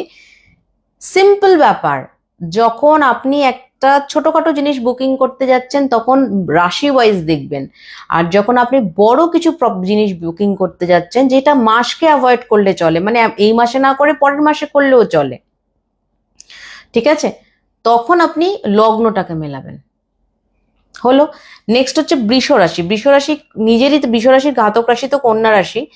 কন্যা রাশির হস্তা নক্ষত্রদের সাথে এদের একদম অ্যাডজাস্ট হবে না, দুটো আলাদা ক্যারেক্টারিস্টিক। বিশেষ করে এটা বিয়ের ক্ষেত্রে কিন্তু দেখা হয়, দেখবে নিজেই কিন্তু মানে ধরুন বৃষ রাশির আর কন্যা রাশি দুজন আছে, সারাক্ষণ দুটো আলাদা ক্যারেক্টারিস্টিক, খুব ভালো বন্ধু, কিন্তু এ ওকে বোঝাতে পারে না, ওকে বোঝাতে পারে না, দুজনের পয়েন্ট অফ ভিউ আলাদা। ঠিক আছে, কিন্তু কন্যার হস্তা সবাই নয় কিন্তু। এটা কি কখন মানবো? যে ধরুন আপনার, এবার ভালো করে বুঝুন, ধরুন আপনার বৃষ রাশি, আপনার একটা খুব ইম্পর্টেন্ট কাজ করতে হবে, এই কিন্তু দুদিনই কন্যা রাশি পড়ে গেছে, কন্যা রাশি তো আমার জন্য ঘাতক রাশি, কি করব। এবার যদি কন্যা রাশিতে 3টে নক্ষত্র আছে, একটা 12 নম্বর উত্তর ফাল্গুনী, একটা 13 নম্বর হস্তা, একটা 14 নম্বর হচ্ছে চিত্রা। তাহলে আমরা 3 দিনের মধ্যে কোন দিনটাকে অ্যাভয়েড করব? 3 দিনই কন্যা রাশি আছে, আমি অ্যাভয়েড করব হস্তাটাকে। ঠিক আছে, পড়া ধরবো না। হ্যাঁ, সেভ করতে পারবেন অনলিকা, পারবেন। নেক্সট হচ্ছে মিথুন রাশি, ভালো করে বুঝিয়ে দিচ্ছি, কোনো অসুবিধা নেই। কখন আমরা নক্ষত্র বিচার করব? তাই আমাদের এখানে বৃষ্টি হচ্ছে না, কিন্তু একটু কেমন মেঘলা হয়েছে। মিথুন রাশির ক্ষেত্রে হচ্ছে, মিথুন রাশির ঘাতক রাশি কে ছিল? কুম্ভ রাশি, কিন্তু ঘাতক নক্ষত্র হচ্ছে তুলা রাশির সাথী নক্ষত্র। তুলা রাশির সাথী নক্ষত্র, যদি মিথুন রাশির সাথে কোনো তুলা রাশির সাথী নক্ষত্রের বিয়ে হয়, সারাক্ষণ খিটির পিটির হবে, দুটো ক্যারেক্টারিস্টিক মিলবে না। নেক্সট হচ্ছে কর্কট রাশি, কর্কট রাশির ঘাতক রাশি ছিল সিংহ রাশি, কিন্তু কর্কট রাশির ঘাতক নক্ষত্র হয়ে গেল হচ্ছে বৃশ্চিক রাশির অনুরাধা নক্ষত্র। কর্কট রাশির ঘাতক রাশি হয়ে গেল বৃশ্চিক রাশির অনুরাধা নক্ষত্র। কিছু কিছু ক্ষেত্রে, বিয়ের ক্ষেত্রে কর্কটদের ক্ষেত্রে আমি দেখেছি যে বৃশ্চিকের জ্যেষ্ঠার সাথেও প্রেম থাকে, কিন্তু প্রেম করে যেই মানে বিয়েটা ঠিক হলো, হ্যাঁ, বিয়ের পরে যেন কেমন প্রেমটা একটা, কোনো প্রেমই বিয়ের পরে আর থাকে না, প্রেমও একটা ইলিউশন, কিন্তু ভীষণ মিসআন্ডারস্ট্যান্ডিং হয়। হ্যাঁ, শো করছে, অপর্ণা দি শো করছে। কেমন কাজ করছে সিক্রেট রেমেডিটা? হ্যাঁ, রেকর্ডিং থেকে লিখতে হবে। এবার হচ্ছে সিংহ রাশি, সিংহ রাশির ক্ষেত্রে, সিংহ রাশির মানুষদের ক্ষেত্রে হচ্ছে ঘাতক রাশি কি ছিল? মকর রাশি, কিন্তু ঘাতক নক্ষত্র হবে ধনুর মূলা নক্ষত্র। ধনুর মূলা নক্ষত্র, সিংহ রাশির কোনো মানুষের সাথে ধনু রাশির মূলা নক্ষত্র ম্যাচ হবে না। এই জন্যই তো পড়াশোনা করতে হবে। নূপুর দাস, যারা আপনারা বলেন না যে বা এই জায়গাটা এটা হয়ে গেল আমার এই রাশি, বলুন তো, আরে এই রাশির কত ঘাতক আছে, নক্ষত্র আছে, বার আছে, তিথি আছে, যোগ আছে। একটা রাশির, এই যে আজকে যারা যারা জন্মাবে তাদের সেম রাশি, হ্যাঁ, কারোর আজকে মনে হয় মীন রাশি চলছে, মীন রাশির এবার ঘাতক রাশি হচ্ছে কুম্ভ রাশি, তাই তো। এবার আবার মীন রাশির কোন লগ্ন পড়লো সেটা দেখতে হবে, কোন যোগ পড়েছে, কোন যোগে জন্ম হয়েছে, সব দেখতে হয়। নেক্সট হচ্ছে কন্যা রাশি, কন্যা রাশি যদি কারুর হয় তাহলে তার জন্য ঘাতক নক্ষত্র হচ্ছে মকর রাশি শ্রবণা নক্ষত্র। কর্কট রাশি যদি কারুর হয় তাহলে তার জন্য ঘাতক নক্ষত্র হচ্ছে মকর রাশি শ্রবণা নক্ষত্র।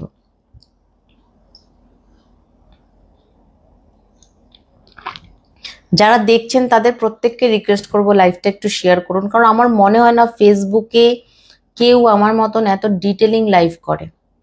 আপনারা যদি পাশে না থাকেন পেজটা প্রচার পাবে না, অ্যাস্ট্রোলজির যে দিকগুলো আছে এগুলো লোকে জানতেই পারবে না, শুধু অ্যাস্ট্রোলজি ওইভাবেই থেকে যাবে।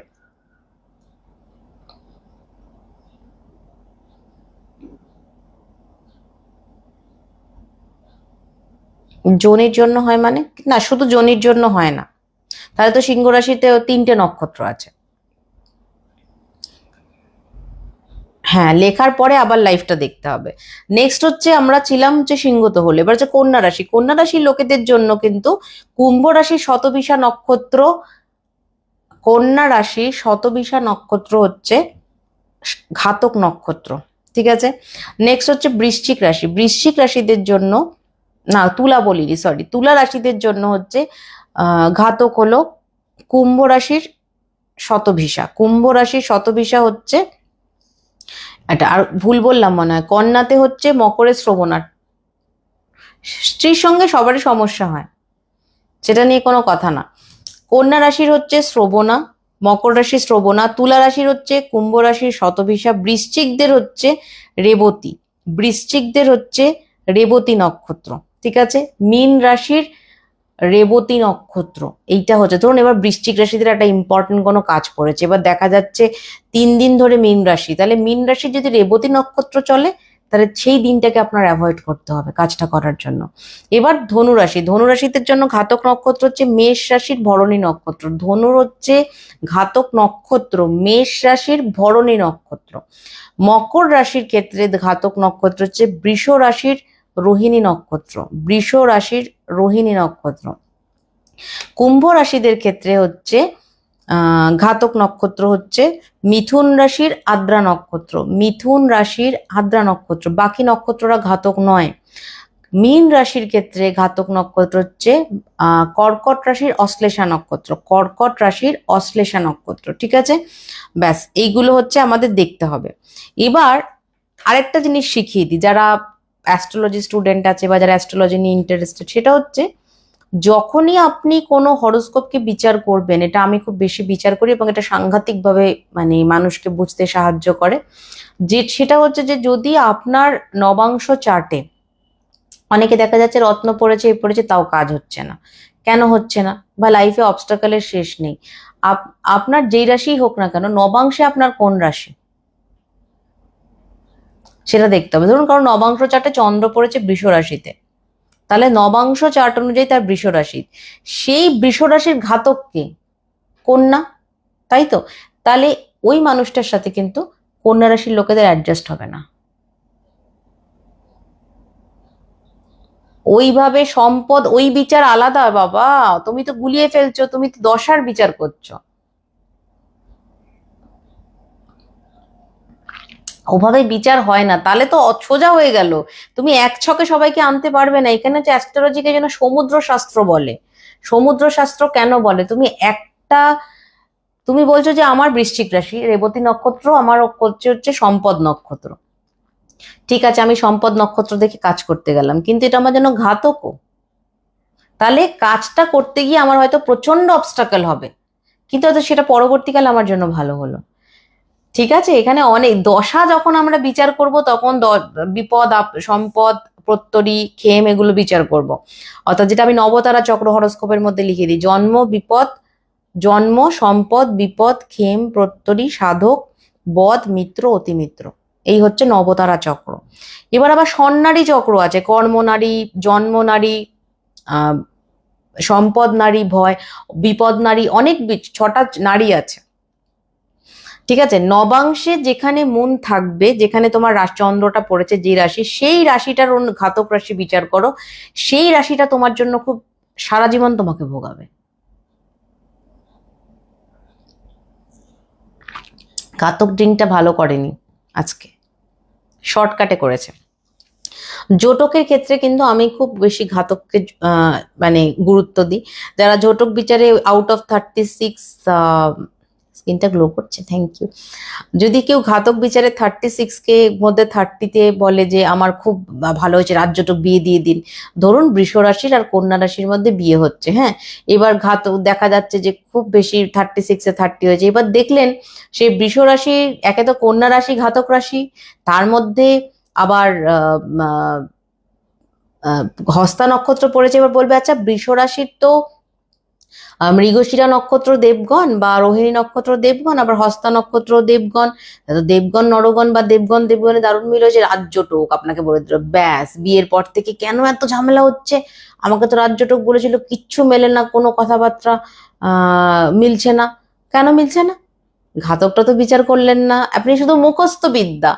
36-এ 30, 36-এ 28, 36-এ 18 হলে বিয়ে হবে না, তারপরেও অনেক জিনিস আছে, এগুলো প্রচুর ডিটেলিং আছে। ওই জন্যই আমি হরোস্কোপ এত কম বুকিং নিই, ওই জন্যই আমি অনলাইনে আপনাদের 4 মাস 4.5 মাস বসিয়ে রাখি। নাহলে একটা হরোস্কোপ দেখে আমি লাইভে যা বলে দিতে পারি, আমি মানে এইটুকু বলতে পারি, অনেকে এত কিছু মেলাতে পারবে না কনসালটেশনে বসে। সেখানে আমি যখন কনসালটেশন হচ্ছে, আমাকে অনেকে বলেন না যে আচ্ছা আপনি এত কি করে বলছেন যে এর ক্যারেক্টারিস্টিক সম্পূর্ণ আমাকে পাঞ্চালি এই কথাটা অনেক বলেছে, আমাকে অনেকে বলেছে যে ক্যারেক্টারিস্টিকটা আপনি কি করে বলছেন, আপনি তো লোকটাকে দেখেননি, বা এর জরুল আছে বা এর দাঁতের ওপরে দাঁত আছে, কি করে বলছেন? বিকজ এই জিনিসটা একেবারে, আমি হচ্ছে শল্য চিকিৎসক, সব কিছু একদম যত কিছু আছে যেখানে গিয়ে আর কোনো কিছু নেই সেখানে গিয়ে আমি সবকিছু থামাই। হ্যাঁ, এবার যদি দেখা যায় কোনো মানুষ রত্ন পড়েছে কাজ করছে না, প্রথম কথা সবার ভক্তিভাব এক থাকে না। ধরুন আমি একটা টিচারের কাছে পড়ছি, আর 10 জন টিচারের কাছে পড়ছে, কিন্তু আর এই 11 জনের মধ্যে সবার রেজাল্ট এক হয় না। প্রত্যেকটা মানুষের প্রারব্ধ হয়। আমাকে আজকে একজন মেসেজ করেছিলেন যে ঘাতক শ্বশুরবাড়ি, আচ্ছা, তো তার মধ্যে দিয়ে তুমি হচ্ছে একদম চেতক। তো আমাকে একজন আজকে মেসেজ করেছিলেন যে আমি ওনার মেয়েকে একটা নীলা পড়ালাম, পান্না পড়ালাম, কিন্তু কেন সন্তান হচ্ছে না, কিছুতেই হচ্ছে না। প্রথম কথা হচ্ছে যে কেন হচ্ছে না তার কোনো কারণ নেই, ঠিক আছে। দ্বিতীয়ত হচ্ছে যে কিছু জিনিস বন্ধা বন্ধা জোনের মধ্যে পড়ে যায়। যদি নবাংশ চার্টে যার সন্তান হচ্ছে না দেখা যাচ্ছে, ধরুন কারুর এবার হচ্ছে কেন বাচ্চা হচ্ছে না, এই জায়গাটা খুব অনেক কিছু করলেন, তাহলে আমি বললাম আপনি ডক্টরকে গিয়ে বলুন, আপনি কেন চিকিৎসা করাচ্ছেন, এত টাকা তো বেকার হয়ে যাচ্ছে। মানুষ কি করে, ভক্তিটাকেও টাকা দিয়ে বিচার করে। আমি রত্ন তো পড়েছি শুধু আমার বেবি হওয়ার জন্য না, আমি রত্ন পড়েছি আমার সবকিছুর জন্য, আমার প্রাইম ফোকাস এটা ছিল। কিন্তু এটা অনেকের তো সবকিছু করার পরেও হচ্ছে না, তাই না। সেটা ডক্টর না পারতে পারে, যেমন অনেককে কেমো দিয়েও তারা বা ভালো চিকিৎসা করেও তারা সার্ভাইভ করে না, অনেকে আছে যে বহু বছর বেঁচে আছে কিন্তু নানান রোগ বিসুখ নিয়ে। এবার ব্যাপারটা হচ্ছে কেন হচ্ছে না, ধরুন কারুর বন্ধ্যা রাশিতে তার ঘাতক ভাবে সন্তান ভাব পড়ে গেছে, তাহলে সন্তান হবে না। আবার দেখা গেল যে ঘাতক ভাব এমন ভাবে হয়েছে, হাজবেন্ডেরও ঘাতক ভাব, আপনারও ঘাতক ভাব, তাহলে সেই বাচ্চা হওয়ার পর থেকে আপনার ঘুম উড়ে যাবে। এরকম প্রচুর বাচ্চার হরোস্কোপ আমি করেছি, তাদের বাবা মা মানে তাদের না পারছে গিলতে, না পারছে ছাড়তে, এরকম সারাক্ষণ নেশা করে থাকে, বিভৎস অবস্থা সেই ছেলে মেয়েকে নিয়ে, ঠিক আছে। সুতরাং অনেক কিছু এগুলো বিচার করতে হয়, শুধুমাত্র আচ্ছা আমার এই লগ্ন এই রাশি এটা বৃশ্চিকে বৃহস্পতি হলে এই হয় তাহলে তো সবাই অ্যাস্ট্রোলজার হয়ে যেত, বা ডাক্তারি বিদ্যা। আমার কাছে প্রচুর মেডিকেল সায়েন্সের বই আছে, এই রোগ হলে এই হয়, ওষুধের এই হচ্ছে, এগুলো আমি পড়তে খুব ভালোবাসি, আমি পড়ি। এই জন্য দেখবেন আমি যখন অন্যান্য লাইভ করি, নাহলে আমি এত হরমোন বা এত কিছু সম্পর্কে, যে অটোফেজি, আমি আপনাদের এখন দেখি অটোফেজি নিয়ে কত লেখা হচ্ছে, এগুলো নিয়ে আমি প্রচুর জিনিস জানি, কিছু জানি না, আরো জানার দরকার। হুম। তো আমার মনে হয় যে আহ, এগুলো তাহলে তো সবাই আমি ডাক্তার হয়ে যেতাম, অসম্ভব ব্যাপার, পড়াশুনো, এক্সপিরিয়েন্স, প্র্যাকটিস, এগুলো সব ব্যাপার আছে।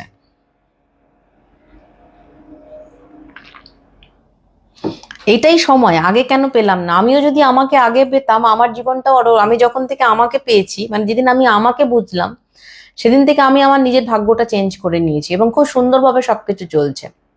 তার জন্য অনেক ঘাত প্রতিঘাত করতে হয়েছে, হচ্ছেও, কিন্তু বিভৎস জিনিসগুলো আপাতত চলে গেছে, কিন্তু হয়তো আর কখনো ঈশ্বরের কৃপায় আসবে না। কিন্তু নিজের জীবনকে আমি প্রচুর চেঞ্জ করতে পেরেছি, আর চেঞ্জ করতে পেরেছি বলেই বলেছি, কিন্তু একটা জিনিস আমি খুব রিয়েলাইজ করেছি, ঈশ্বরের কৃপা ছাড়া কোনোদিন চেঞ্জ সম্ভব নয়। পান্না পড়ুন, হিরে পড়ুন, নীলা পড়ুন, যাই পড়ুন, ঈশ্বরের কৃপা আপনার সাথে জুড়তে হবে, এবং কৃপা পেতে গেলে না সম্পূর্ণ নিজেকে ছাড়তে হয়। এই যে আমি কখনো ভাবিনি যে আমি তো এত টাকা দিয়ে এইটা পড়েছি, হ্যাঁ এটা আমার কেন হলো না, আমার তো এইটা হয়েছে।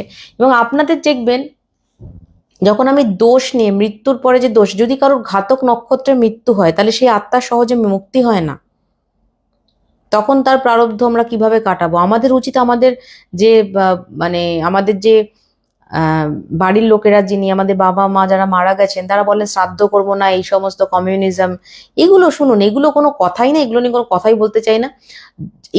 আমাদের উচিত সেটা কাটিয়ে দেওয়া। আজকে যদি একটা বাচ্চা হয়, সেই বাচ্চাটা ফ্ল্যাট ফুট নিয়ে জন্মায় বা তাদের কোনো চোখে প্রবলেম থাকে বা কিছু, বাবা মা তো চিকিৎসা করায়, এটা তো বাবা মার রেসপন্সিবিলিটি। তেমন বাবা মার মৃত্যুর পর তার পরজন্মটা কেমন হবে, সেটা সন্তান হিসেবে আমাদের দায়িত্ব সেই পরজন্মটাকে ঠিক করে দেওয়া। সে কি দোষ পেলো, সে কি দোষ না পেলো, সে কি হলো, এখন মৃত্যুটা তো বলে হবে না, ঘাতক নক্ষত্রে মৃত্যু হয়ে গেল কি হবে, তাহলে কি দোষ পেয়েছে খুঁজে বার করতে হবে। এবার এই দোষটা কাটানোর জন্য কি কি পদ্ধতি আছে সেটা আপনাকে পালন করতে হবে, বিকজ আপনি সন্তান, আপনি পিতামাতার কাছে ঋণী, আপনাকে সেটা করতে হবে। এবার আমার বাবা মার জন্য বেঁচে থাকতে এইটা কিছু ওসব বললে হবে না, আপনি সেটা পাওয়ার যোগ্য না, ওটা আপনার কপাল না, আপনি নিয়ে আসেননি, আপনার পাপ, আপনি পাপিষ্ঠ বলে এরকম বাবা মা পেয়েছেন। এটা আপনি যেদিন মেনে নেবেন, অনেকে বলেন আমার বাবা আমার ভাইকে কত ভালোবাসে, আমার দিদিকে কত ভালোবাসে, আমাকে সেরকম না, কারণ আমার প্রারব্ধ ওরকম যে আমি ওই জিনিসটা পেয়ে আসবো না, মানে এটা আমাকে ভুগতে হবে।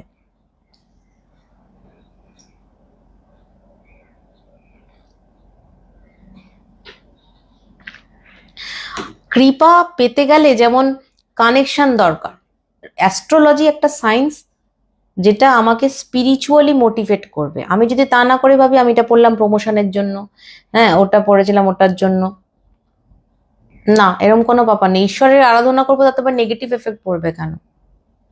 ঠিক আছে, এই হলো আমাদের ঘাতক রাশির প্রভাব। এবার যদি কারোর কোনো প্রশ্ন থাকে আপনারা করতে পারেন ঘাতক রাশি বা ঘাতক মানে চন্দ্র নিয়ে, যার যেটা অসুবিধা হচ্ছে বুঝতে বলুন। রিনাদি দেখুন আপনার গ্লাসটা থেকে আমি খাচ্ছি, খুব সুন্দর, কিন্তু এটা তো সেন্সিটিভ। আজকে যা হাওয়া দিচ্ছিল আমি তো ভাবলাম পড়ে না যায়।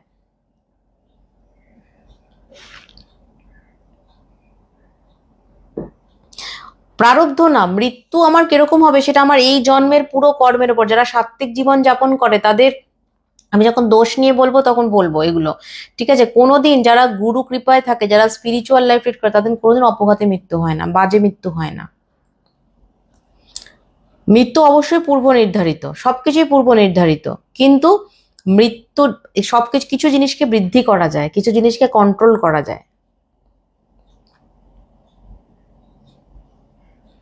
সব ইম্পর্টেন্ট, কুষ্টিটা তো হচ্ছে বেসিক। যেমন আমাদের ব্লাড ইম্পর্টেন্ট, ব্লাডের ভেতরে আবার হিমোগ্লোবিন আছে, হিমোগ্লোবিনের মধ্যে আবার হিমোগ্লোবিন রয়েছে, কারোর ব্লাড গ্রুপ আলাদা, এক একজনের এক এক রকম ব্লাড গ্রুপ। তুমি কি বলবে যে কোনটা ইম্পর্টেন্ট? না রক্ত ইম্পর্টেন্ট, না নার্ভ ইম্পর্টেন্ট, না মাসাল ইম্পর্টেন্ট, না সবই ইম্পর্টেন্ট। আর্জেন্ট, দেখুন আর্জেন্টের একটা নিয়ম আছে, আপনি এই নাম্বারটাতে রাত্রিবেলা 7:30টার পর কথা বলুন, আপনাকে বলে দেবে। ঠিক আছে, এবার বলুন কার কি প্রশ্ন আছে। আচ্ছা, যখন কোনো বাচ্চা কথা শুনছে না, হ্যাঁ, তখন দেখছি যে বাবা মায়ের সাথে ঘাতক রাশিতে পড়েছে কিনা বাচ্চা, তখন তাকে সেইভাবে প্রতিকার করতে। অনেকে বলেন আমার আহ আবার বলবো, কেন আবার বলবো, পুরোটা বলা হয়ে গেল। রেকর্ডের আপনি দেখবেন তাহলে বুঝতে পারবেন। হ্যাঁ জুলিয়া, পরে রেকর্ডের দেখো। আর কিছু?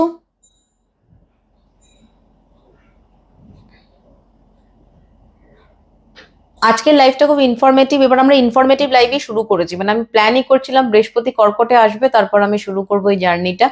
এরপর আমরা দীপার দোষ নিয়ে দেখবেন, খুব ইন্টারেস্টিং। মানে মৃত্যু কয় প্রকার হয়? মৃত্যু 3 প্রকার হয়। প্রারব্ধ নিয়ে না অনেকগুলো লাইভ করতে হবে, একটা লাইভে হবে না। নিশ্চয়ই করব। কি আর করবেন, মানিয়ে গুছিয়ে সংসার করবেন সবাই। সবার কি ঘাতক রাশি নক্ষত্রের সাথে বিয়ে হয়? তাদেরও ঝামেলা হয়, ওগুলো নিয়ে ভাবলে হবে না। শুনুন, বিয়ে একটা ঝামেলারই জিনিস, আর ঝামেলা না করলে জীবন কাটবে না সুখে। মানুষ বেশি দিন থাকতে পারে না। আপনি 7 দিন 10 দিনের জন্য বেড়াতে যান, ভালো লাগবে, কিন্তু ওই 10 দিনটা যদি 1 মাস হয়ে যায়, 2 মাস হয়ে যায়, তখন আর ভালো লাগবে না। হ্যাঁ মহুয়া, সবাই নোট করবেন।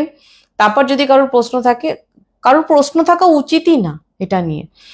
মানে ঘাতক চন্দ্র আমরা কিভাবে বিচার করব, আমি যা লিস্ট দিলাম এটা আপনারা পঞ্জিকা খুললেই পাবেন বা গুগল খুললেই পাবেন। ঠিক আছে, হ্যাঁ এটা তো এর পরের লাইফগুলো আমাকে রঞ্জুলা সব লিস্ট করে দিয়েছে। প্রারব্ধ কিভাবে বোঝা যায়? প্রারব্ধ বোঝা যায় না। আপনাকে সময়ে সময়ে প্রারব্ধ বুঝিয়ে দেবে। Health tips? কি হেলথ টিপস দেবো বলো? আমি তো হেলথ টিপসের বিশেষ কিছু জানি না, এর জন্য প্রচুর এক্সপার্ট আছেন।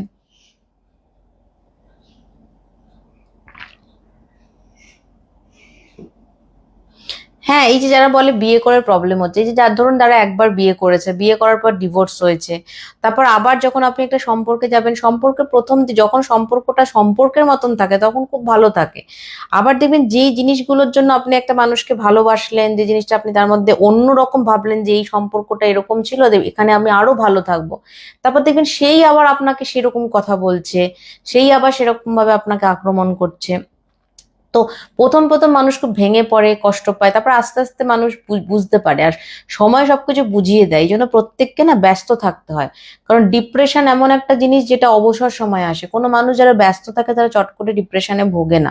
তো যারা বলে যে বিয়ের পরে ঝামেলা বা সেকেন্ড ম্যারেজ হয়েছে, দেখুন একটা জিনিস মাথায় রাখতে হবে, যদি কেউ ছোটবেলা থেকে কোনো মানুষ মা বাবার কাছ থেকে খুব অ্যাভয়েড করে, তাদের মা বাবা অ্যাভয়েড করে, ফ্যামিলি অ্যাভয়েড করে, বা খুব সুযোগ নিচ্ছে, প্রচুর মা বাবা কিন্তু আছে সন্তানকে টাকার জন্য ব্যবহার করে, বা খুব পেছনে পেছনে কথা বলে। সবসময় যে সন্তানরা এরকম করে তা নয়, কিন্তু সেই সেই সন্তান কোনোদিনই খুব একটা লাইফে হ্যাপি থাকতে পারে না, এবং তারা খুব প্রতারিত হয়।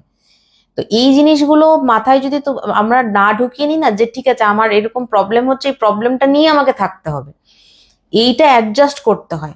যেমন আমাদের শরীর অ্যাডজাস্ট করে নিয়েছে, এটাকে বিবর্তন বলে, মনটাও আস্তে আস্তে অ্যাডাপ্ট করতে হবে। নাহলে আপনি আপনি যখন একটা মা হয়েছেন বা আপনি বাবা হয়ে গেছেন, অনেকে বলে যারা ইকোনমিক্যালি যারা খুব মানে এস্টাবলিশড, তারা অনেকটা স্বাধীন, না, কখনোই হয় না, এটা ভুল কথা।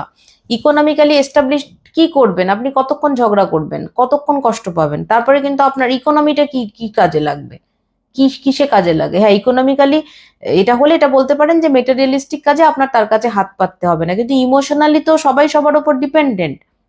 ইমোশনালি কিন্তু আমরা কেউ মানে কি বলবো, ইমোশনালি কেউই আমরা সাফিসিয়েন্ট নই। আমরা বলি ইকোনমিক্যালি আমরা এস্টাবলিশড, আমরা ইমোশনালি কেউই এস্টাবলিশ না, আমাদের ইমোশন সবসময় ডিস্টার্বড হয়। কিন্তু তখন আস্তে আস্তে নিজেকে বোঝাতে হয় যে আমি যে মা হয়েছি বা আমি যে বাবা হয়েছি, এখন তো আমার নিজের কথা ভাবলে হবে না, আস্তে আস্তে এইভাবেই অ্যাডজাস্ট করতে করতে চলতে হবে। তো এই নিজেকে অ্যাডজাস্ট করানোটা সব থেকে ডিফিকাল্ট কাজ। এইটা যারা ঈশ্বরের উপর ভরসা আছে তাদের ধীরে ধীরে ধৈর্য তৈরি হয়, তাদের পজিটিভিটি তৈরি হয় মনের মধ্যে, যে ঠিক আছে চুপ থাকি, আর কথা বলে আর কি হবে। সবসময় মাথায় এটাই রাখতে হবে, না তাহলে আর অশান্তি হবে না।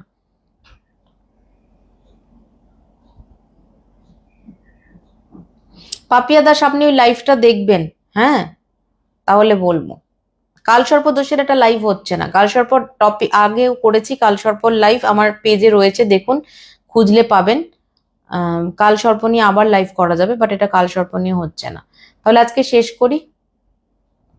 22 বছরের মেয়ের জন্য, সেটা তো আপনার ব্যাপার, হরোস্কোপ বুক করবেন, সেটা আপনারা যাদের যেটা কোয়ারিজ আছে এনকোয়ারিতে কথা বলুন। আবারও বলছি, কোনো কিছু তাড়াতাড়ি করা যায় না, তাড়াতাড়ি করব না, কারণ তাড়াতাড়ি করে বিচার করলে সেই বিচার ভুল হবে। প্রারব্ধ বোঝা যায় না, প্রারব্ধ যেমন ধরুন আপনার সাথে, আপনি কেন, অনেকে বলে আমার বাবা মা আমার সাথে এরকম খারাপ করছে, বা আমার একটার পর একটা এরকম খারাপ হচ্ছে, কেন খারাপ হচ্ছে? প্রথম কথা দেখতে হবে যে আপনি যদি সব কাজ করার পরেও আপনার কিছু জিনিস অবস্টাকল চলে আসে, তাহলে তার প্রারব্ধ তার জন্য দায়ী। প্রারব্ধ মানে সমস্তটাই পূর্বজন্ম, ঠিক আছে? এবং পূর্ব জন্মটা আপনাকে অবস্টাকল ক্রিয়েট করতে পারে। তাহলে আপনি এই জন্মে এসেছেন কেন? এই জন্মে এসেছি আমরা বেসিক্যালি প্রারব্ধ কাটাতে। কারোর কারোর প্রারব্ধ এত খারাপ থাকে যে তারা একটার পর একটা নিজের প্রিয়জনকে হারায়। হুম। তো প্রারব্ধ আমরা মেজার করতে পারি না, বুঝতে পারি না। যাদের যত দেখবেন দুর্ভাগ্য, এই যে কোনো মানুষ খুব গরিব হয়ে জন্মাচ্ছে বা কোনো মানুষ খুব বড়লোক হয়ে জন্মাচ্ছে। আবার অনেকে আছে যে প্রচুর বড়লোক, প্রচুর ধনী, কিন্তু বাড়িতে একটুও শান্তি নেই। সবই প্রারব্ধ, কিন্তু প্রারব্ধকে কাটাতে হয়। কিভাবে কাটাবো? ওই জন্য আমরা গুরু নাম জপ করি, স্পিরিচুয়ালিটির মধ্যে আসি, ঈশ্বরের কাছে করি। অনেকে আমাকে বলেন যে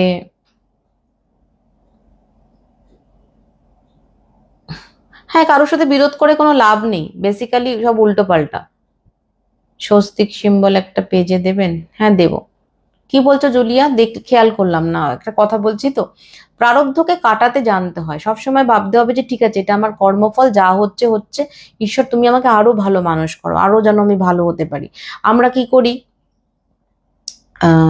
যে এরকম লাইভ আমি একবার করেছি, আবার করতে হবে, এগুলো একদিনে হয় না। আমরা অনেক সময় কি বলি, আমার বাবা মা আমার জন্য কি করেছে, আমিও বাবা মাকে দেখবো না, না আমার বাবা মা আমার জন্য করেনি, বিকজ এটা আমি পাওয়ার যোগ্যতা নিয়ে আসিনি, তাই বলে আমিও এরকম করবো? বাবা মা বিপদে পড়লে এটা করলে হবে না।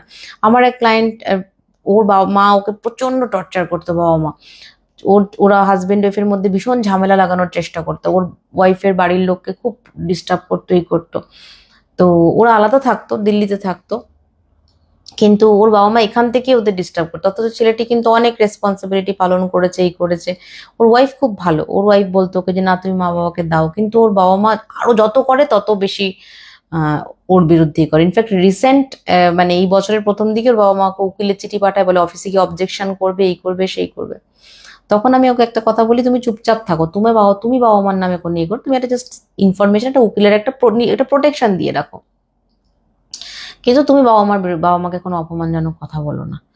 তো কানেকশন কেটে দাও, কথা বলো না, হ্যাঁ, কিন্তু বাবা মাকে বাজে কথা বলো না। তো তাই করে, বলো দিদি রাগ হয়ে যাবে, রাগ করো না, তুমি ফোন কথা বলো না, কানেক্ট করো না, তাহলে রাগ হবে না। এবার ও যখন আমার কাছে রত্ন নিতে আসে, এই এসছিল ওরা এপ্রিল কি এপ্রিলে এসছে, এপ্রিলের ফার্স্ট উইকে বা মার্চের লাস্ট উইকে, ঠিক আছে। তো তখন যেদিন আমার থেকে রত্ন ডায়মন্ডটা নিয়ে গেল, ডায়মন্ডের পান্না নিয়েছিল, মানে ওর হাজবেন্ডের একটা, ওয়াইফের একটা, নিয়ে গিয়ে আমাকে দেখছি কিছুক্ষণ পর ফোন করছে। তাই বললাম ফোন করছে কেন, আমি তো নিয়ে গেল জাস্ট, আমি তো ফোন ধরি না চেম্বারে। পরে আমাকে বললো, ইনকোয়ারি থেকে বললো যে ওর বাবা মানে এসছে রত্নারায়ণ, তোর মা মারা গেছে, হঠাৎ করে মা মারা গেছে। অথচ ওর কিন্তু তখন কলকাতা আসার কোনো প্ল্যান ছিল না। ইনফ্যাক্ট ওর মা বাবা এতটাই খারাপ, ওর মা আত্মীয় স্বজনকে এত কুৎসা রটিয়েছে ওর বউয়ের নামে এই নামে, এবার বলেও গেছে যেন ছেলে মুখাগ্নি না করে, এই করে সেই করে। বলছে দিদি আমি কি যাবো, তাহলে আমাকে তো যেতে দেবে না ওখানে, এত অশান্তি হবে, লোকের সামনে আমার বউকে অপমান করে। ছেলেটি কিন্তু খুব ভালো চাকরি করে, ভালো মানে পড়াশোনা, শিক্ষিত ছেলে, ছেলে মেয়ে দুটি। মা বাবা খুব অশিক্ষিত, অশিক্ষিত হতেই পারে, শিক্ষা আলাদা জিনিস, এটা বেসিক্যালি এরা অশিক্ষিত, মানে শিক্ষা থাকলেই তো মানে শিক্ষিত হয় না। তো আমি ওকে বললাম তুমি তোমার মতন করে করো সমস্ত কাজ। বললো দিদি আমাকে তো যেতেই দেবে না। আমি বললাম না যেতে দিক, তুমি গঙ্গার ঘাটে গিয়ে পুরোহিত ধরে তোমার যা যা কর্ম, ঘাট কাজের দিন ঘাট কাজ করা, শ্রাদ্ধ শান্তি দিয়ে সমস্ত কিছু তুমি করো।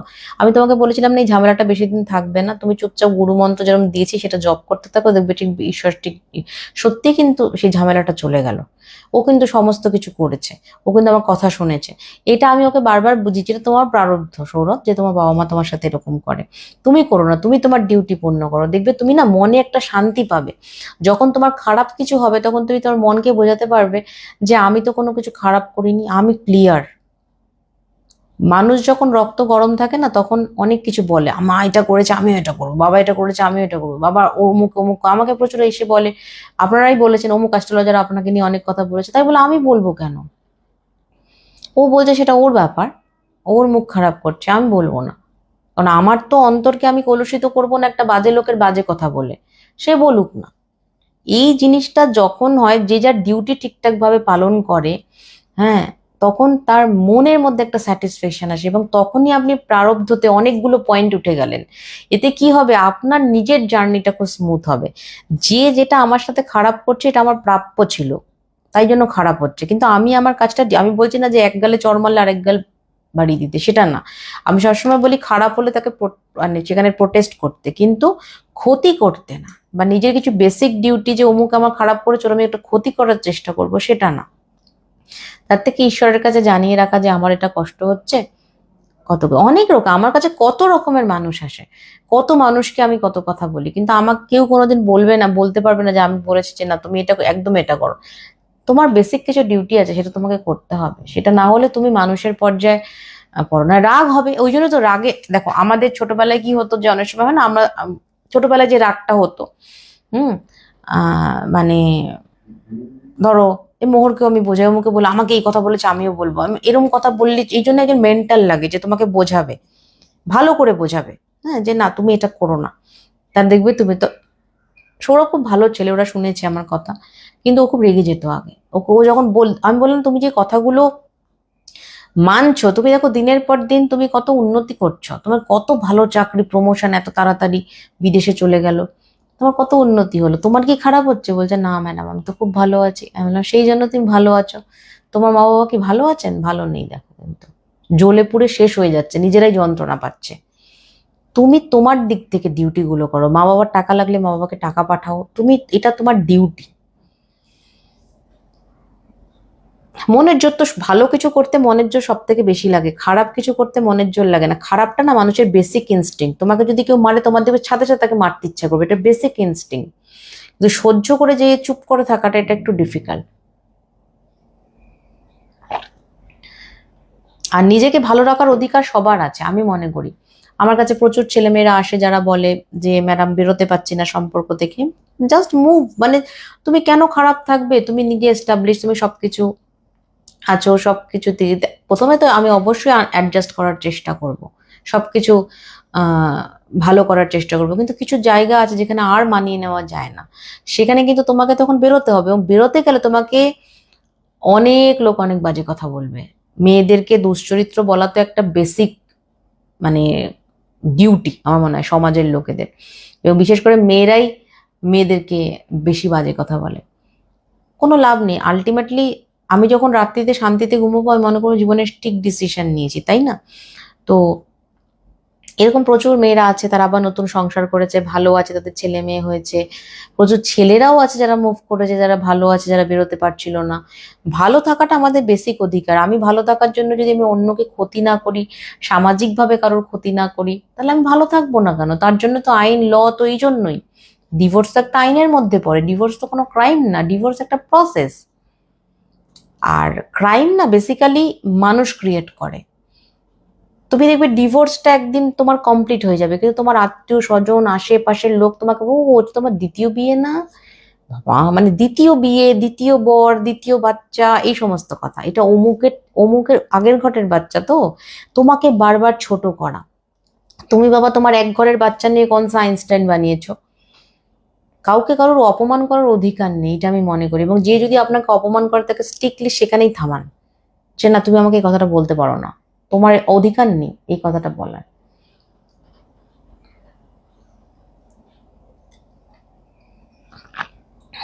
থ্যাংক ইউ, নিশ্চয়ই আসবে। আজকে শেষ করছি। ঘাতক চন্দ্র, এই ঘাতক, ঘাতক মানে কি? যেটা ক্ষতি করে, তাই তো, অর্থাৎ যেটা আমার জন্য অশুভ। তো এই যে চন্দ্র নিয়ে বলা হচ্ছে কেন? বিকজ চন্দ্র হচ্ছে মন। মনই কিন্তু আমাদের মানে মেয়ের মা ছেলের মা বলে নয়, সব ক্ষেত্রে এটা অ্যাপ্লিকেবল। হুম। দেখো, চন্দ্র হচ্ছে মন, মনই কিন্তু আমাদের অ্যাকচুয়ালি বিষ তৈরি করে। আমরা যখন অন্যের সম্পর্কে একটা খারাপ কথা বলি, মনের ভেতরেই সেগুলো তৈরি হয়। আমরা যখন ঈশ্বরের উপর ভরসা করি, ভক্তি দেখাই, প্রেম দেখাই, মনের মধ্যেই তৈরি হয়, তাই না? সুতরাং এই মনটাই হচ্ছে আসল ঘাতক, আর মনটাই হচ্ছে আসল সাধক। তা মনের এই যে নেগেটিভিটি গুলো, এগুলোকে হত্যা করে, এগুলোকে বধ করে, মনকে ধীরে ধীরে পজিটিভিটি আনা মনের মধ্যে, এবং মনকে একটা সুন্দর সাধক পর্যায়ে নিয়ে যাওয়া, এইগুলো কিন্তু একটা জার্নি। এই জার্নিটা একদিনে হয় না, ধীরে ধীরে নিজেকে পরীক্ষা দিতে হয়, নিজেকে পজিটিভ রাখতে হয়, এবং একজনের উপর ভরসা রাখতে হয় যে যিনি আমার পরমাত্মা অর্থাৎ নারায়ণ, তিনি আমাকে ঠিক দেখছেন, তিনি আমাকে ঠিক রক্ষা করবেন। এবং তাকে জানিয়ে রাখা যে ভগবান তুমি আমাকে ধৈর্য দাও, স্থৈর্য দাও, এবং প্রচুর ক্ষমতা দাও। আর এই ক্ষমতার জন্য আপনার নিজেকে কিন্তু প্রতিষ্ঠা করা খুব দরকার। এই জন্য ভালো করে পড়াশোনা করুন, ভালো করে কাজ করুন, আর যেই নেগেটিভ কথা বলে সেগুলোকে পাত্তা দেবেন না। যেই যে নেগেটিভিটি গুলো আমার গ্রহ নক্ষত্রগত, যেগুলোকে আমরা এড়াতে পারি, সেগুলোকে আমরা অ্যাভয়েড করব। তো সেই জন্যই লাইভটা করলাম, যাতে আপনারা নিজেরা নিজেরা দেখতে পারেন। ভালো করে লিস্ট করে নেবেন, সমস্ত ডিটেলস গুগলে পেয়ে যাবেন। লিস্ট করলে মেলাতে খুব সুবিধা হবে। আর সবটা লিখবেন না, যার বাড়ির লোকেদের যেগুলো সেগুলোই লিখবেন। তবে অনেক সময় হয় না, বোনের এটা রাশি ওটা রাশি লিখে নেওয়াই ভালো, বাট নিজেদের গুলো একটা আন্ডারলাইন করে নেবেন, তাহলে আপনাদের মেলাতে খুব সুবিধা হবে। ঠিক আছে, আজকে শেষ করছি। 12 জুন আবার আমি রাশিফল না, ডেট অফ বার্থের লাইভ করবো না। প্রণাম ওরকম ভাবে হয় না পম্পাদি, তোমরা সবসময় সাথে থাকো, পাশে থাকো, পেজটাকে শেয়ার করো, পেজটা অনেক বড় হোক, এবং আমি যেন মৃত্যুর আগে দেখে যেতে পারি প্রচুর ছেলেমেয়েরা অ্যাস্ট্রোলজি নিয়ে ইন্টারেস্টেড, তারা ভালোভাবে জানে, তারা ওয়েল এডুকেটেড ছেলেমেয়েরা এখানে এসছে। এই জায়গাটা আমি তৈরি করে যেতে চাই। মানে অ্যাস্ট্রোলজার মানেই যে কপালে তিলক, গায়ে রুদ্রাক্ষ, দ্যাট ইজ নট কোনো বেশভূষার দরকার নেই। আসল ভূষণ হচ্ছে বিদ্যা। যার বিদ্যা আছে সেই মানুষকে ভালো রাখতে পারে, যার বিদ্যা আছে, প্রকৃত বিদ্যা আছে, সেই মানুষকে একটা নেগেটিভ জায়গা থেকে তুলে আনতে পারে। আদারওয়াইজ নিজে ভালো চাকরি পেয়ে করে, স্যালারি পেয়ে, ভালো ফ্ল্যাট কিনে, ভালো গাড়ি কিনে একদিন মরে গেলাম, কার জন্য কি করলাম, এরকম তো নয়। সেই জায়গাটা যদি তোমরা করো, তাহলে আমি খুব খুশি হব। ঠিক আছে, ভালো থেকো।